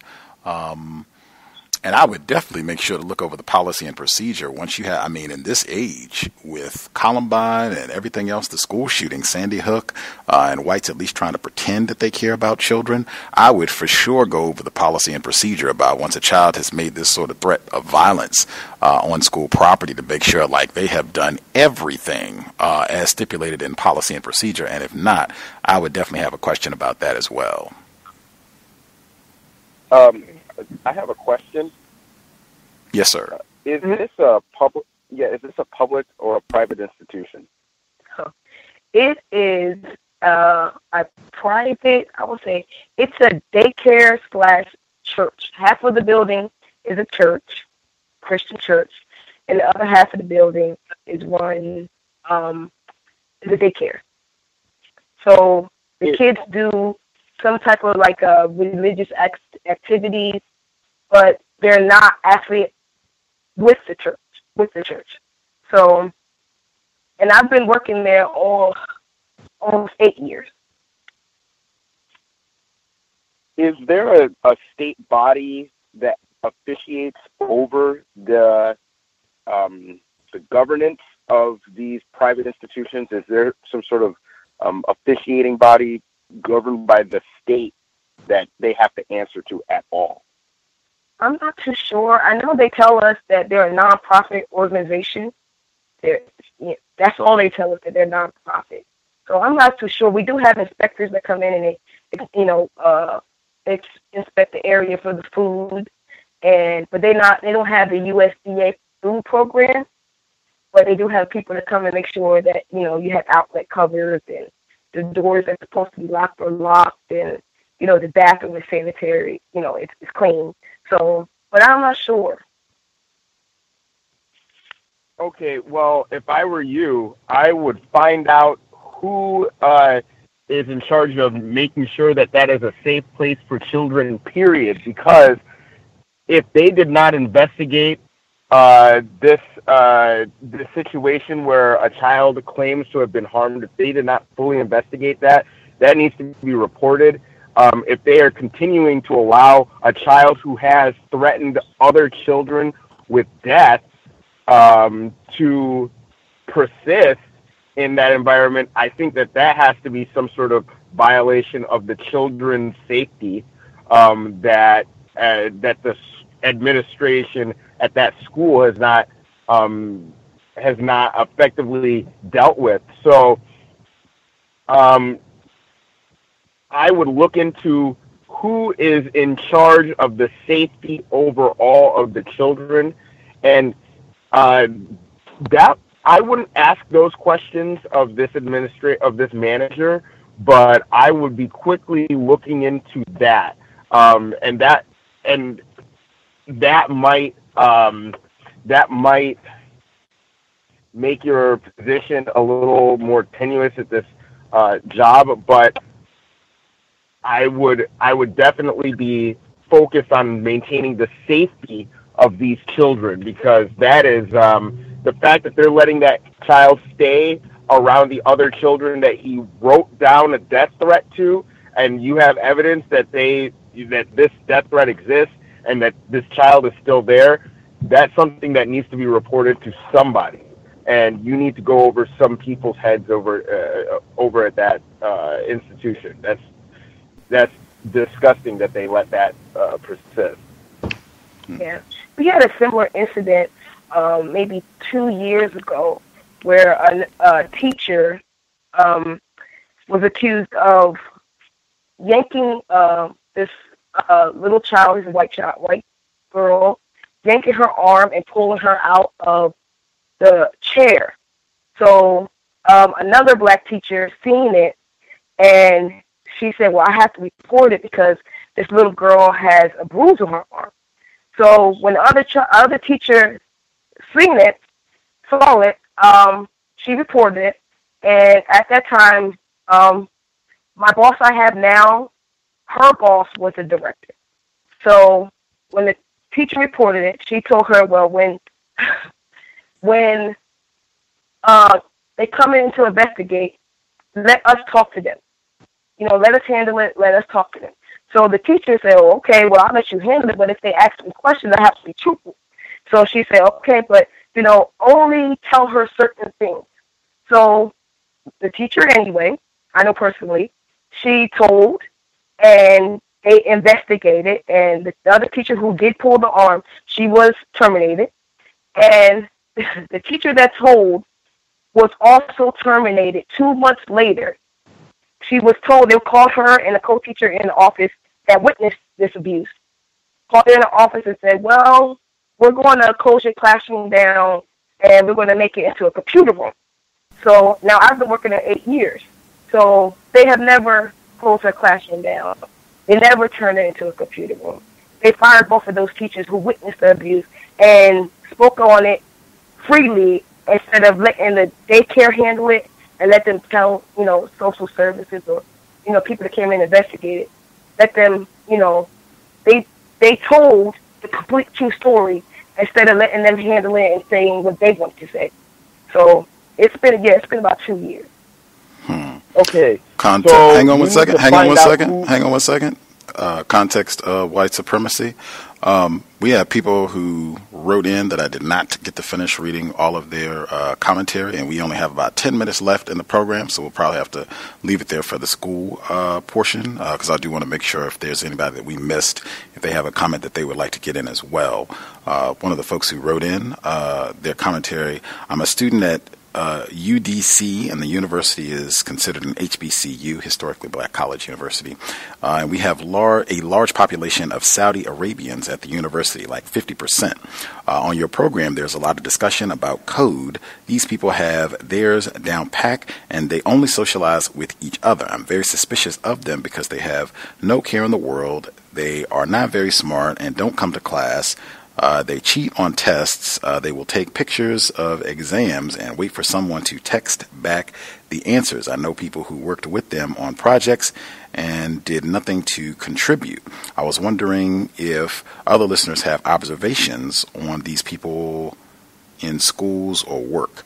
I generally stick with white, non-white. I mean, you can include that information. That's great. But just to make sure that everyone understands whether or not these people are classified as white or not white. And then if folks have their observations, we can do that as well. Are there folks that we have missed completely? Anybody who is on the line with us now that we have not heard from at all have commentary that they want to share?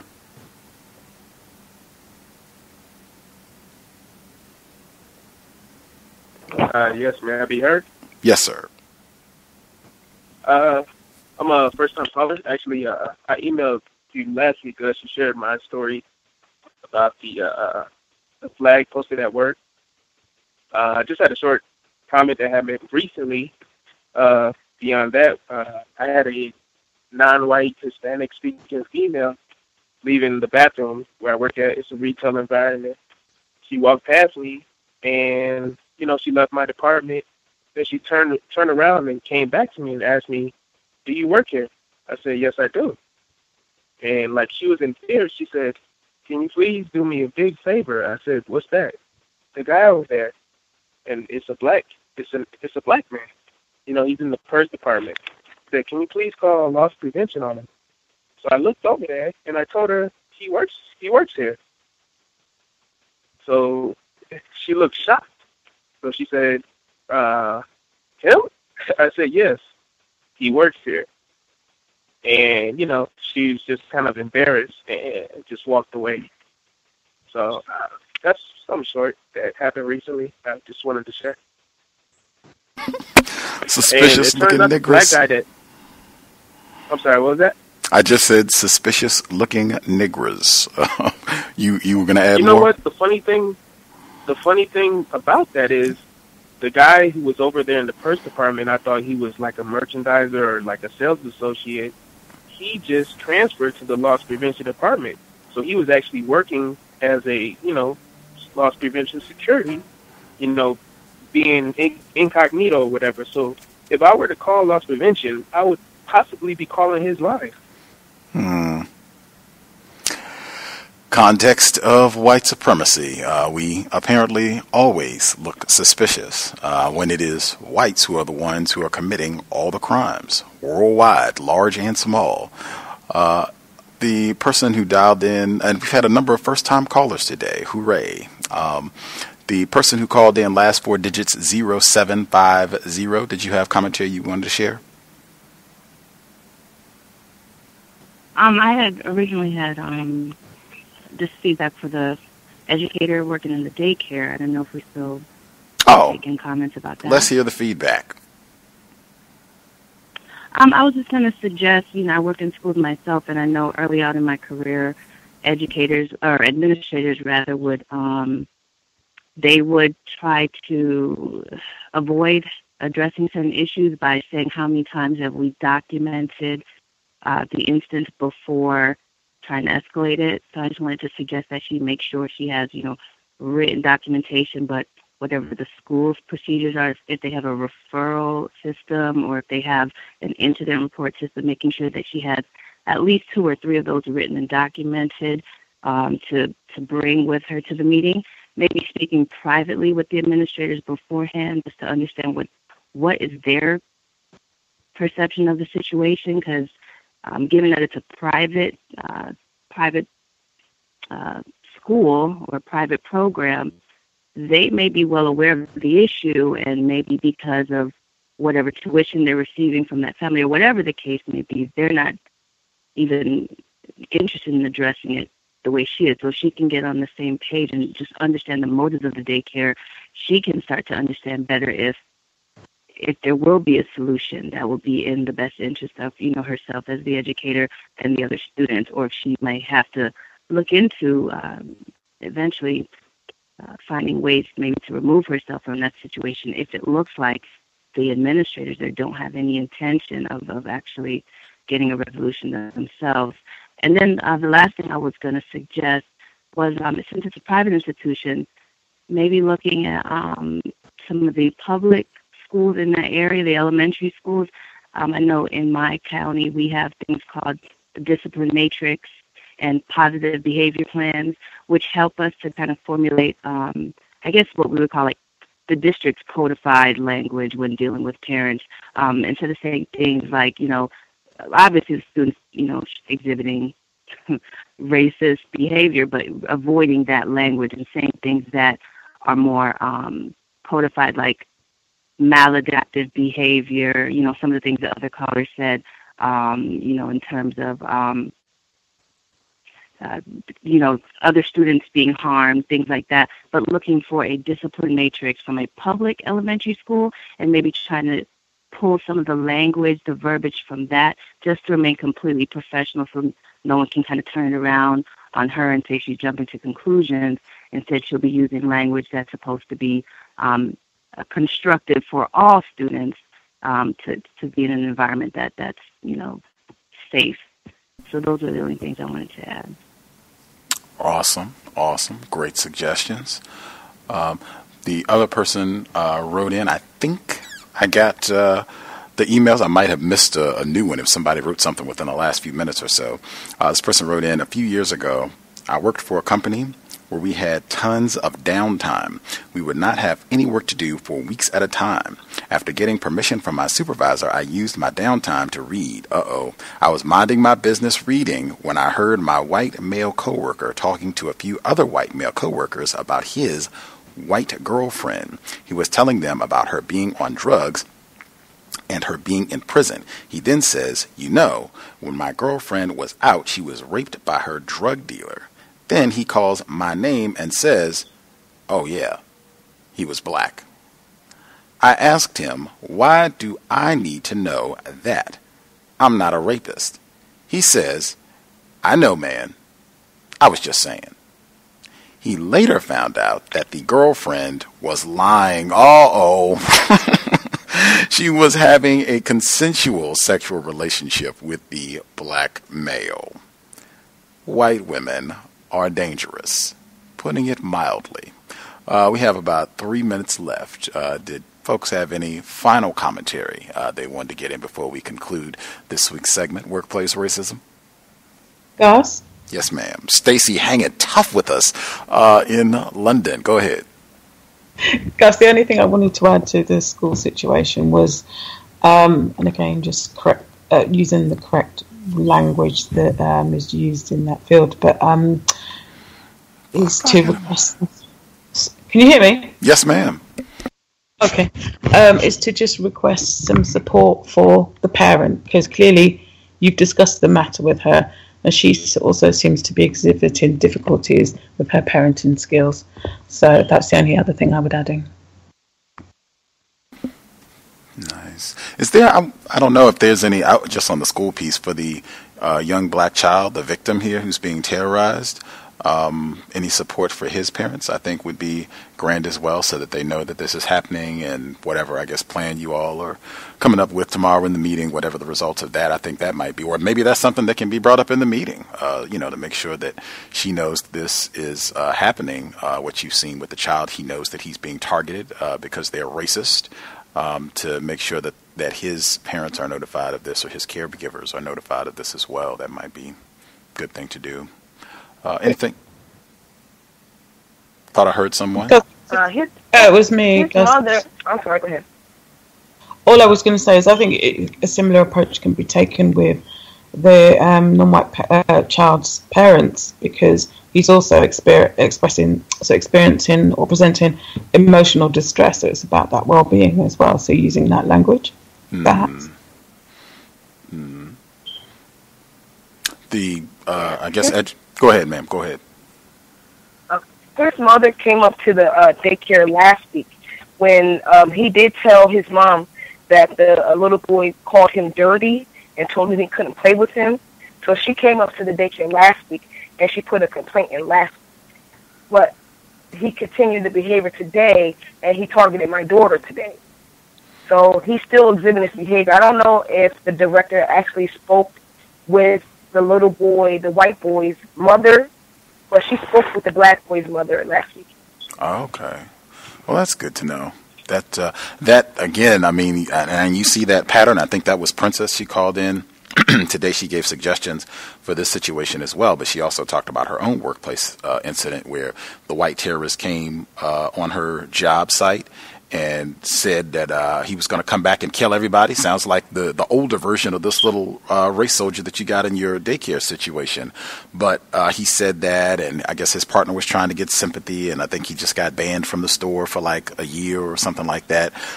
You let a black 6-year-old, 7-year-old go to school or daycare and say, I'm going to kill everybody here myself, or I'm going to kill you myself, and see if he doesn't or she doesn't wind up being charged as an adult and handcuffed on the site. They have roughed up black children for far less. Just the system of white supremacy. They might even call that discretion, where white children make these violations and, you know, they choose how they're going to handle it or not handle it, whether this becomes a punitive act and ends up being in your permanent file, or whether we, you know, we'll give little Johnny another chance. We'll see if he can get it together. 8 is a tough age. That discretion comes up a lot on the system of racism and white supremacy on the plantation. With that, that is our 3. We should be here tomorrow for Coretta Scott King's autobiography, which has been absolutely stunning. I've been so impressed, and we haven't even really read very much of it. We're starting right at the beginning of Chapter 6 tomorrow. My Life, My Love, My Legacy, audio segment number 3. You can catch up in the archives if you missed the first. We only did 2 installments, so you're not very far behind. We will be here on Saturday for the compensatory call-in, 9 p.m. Eastern, 6 p.m. Pacific. We'll review what's gone down the last 7 days. And then this Sunday is our monthly Global Sunday Talk on Racism. Stacey might be with us from UK and other folks joining in from around the world. We will look back, global perspective on what has been going down, global context of racism, white supremacy. If you have suggestions, if you have workplace racism commentary that you want to write in, feel free. We can add it next week. If you have guest suggestions, contact. I think we had multiple people in Dallas ring in the program today. Just drop an email with whatever commentary or question that you have, untiljustice@gmail.com, and we'll make an effort to get back to you immediately. Thanks everyone for participating. I hope it was a constructive investment of your Thursday evening, or in Stacey's case, Friday morning. Hopefully you got some suggestions, some material to help you better deal with the terrorism and war that's being waged against you on your job. And that's even if you're black, self-employed, multi-billionaire. I am pretty sure you are still experiencing workplace racism, unless I'm just really in error about what's happening on the planet. With that, I said it once this broadcast, but I will definitely with pride say it again. Sobriety would be best under conditions of white supremacy. I have seen no evidence that being under the influence of alcohol, cannabis, tobacco, any other intoxicants, narcotics, I have seen no evidence that that is going to aid us in ending the problem. Racist man, racist woman, racist child. And in fact, I think there is a substantial amount of evidence that being intoxicated has done a lot to help whites continue to stomp on and dominate us for decades. I think Dr. Welsing, Mr. Fuller, Dr. Cambon, Dr. Amos Wilson, I think you could probably pile up a lot of folks that we reference and say that we have a lot of regard for their work and how it's helped us understand racism. I suspect a lot of those folks in unison would say sobriety would be best under conditions of white supremacy. With that, Creator, we ask that you help us remain patient with other black people, victims of white supremacy. We ask that you help us remain patient with ourselves. Remind us to demonstrate the highest levels of black self-respect at all times, in all places, each and every time we are in contact with another black person. It has been time. Replace white supremacy with justice immediately. Cal signing out. Thanks all for tuning in. Nigga, you so brainwashed. I'm a victim, brother. Problem. You're a victim. I'm a victim of 400 years of conditioning. Shut up. The man has programmed my conditioning. Mm-hmm. Even my conditioning has been conditioned.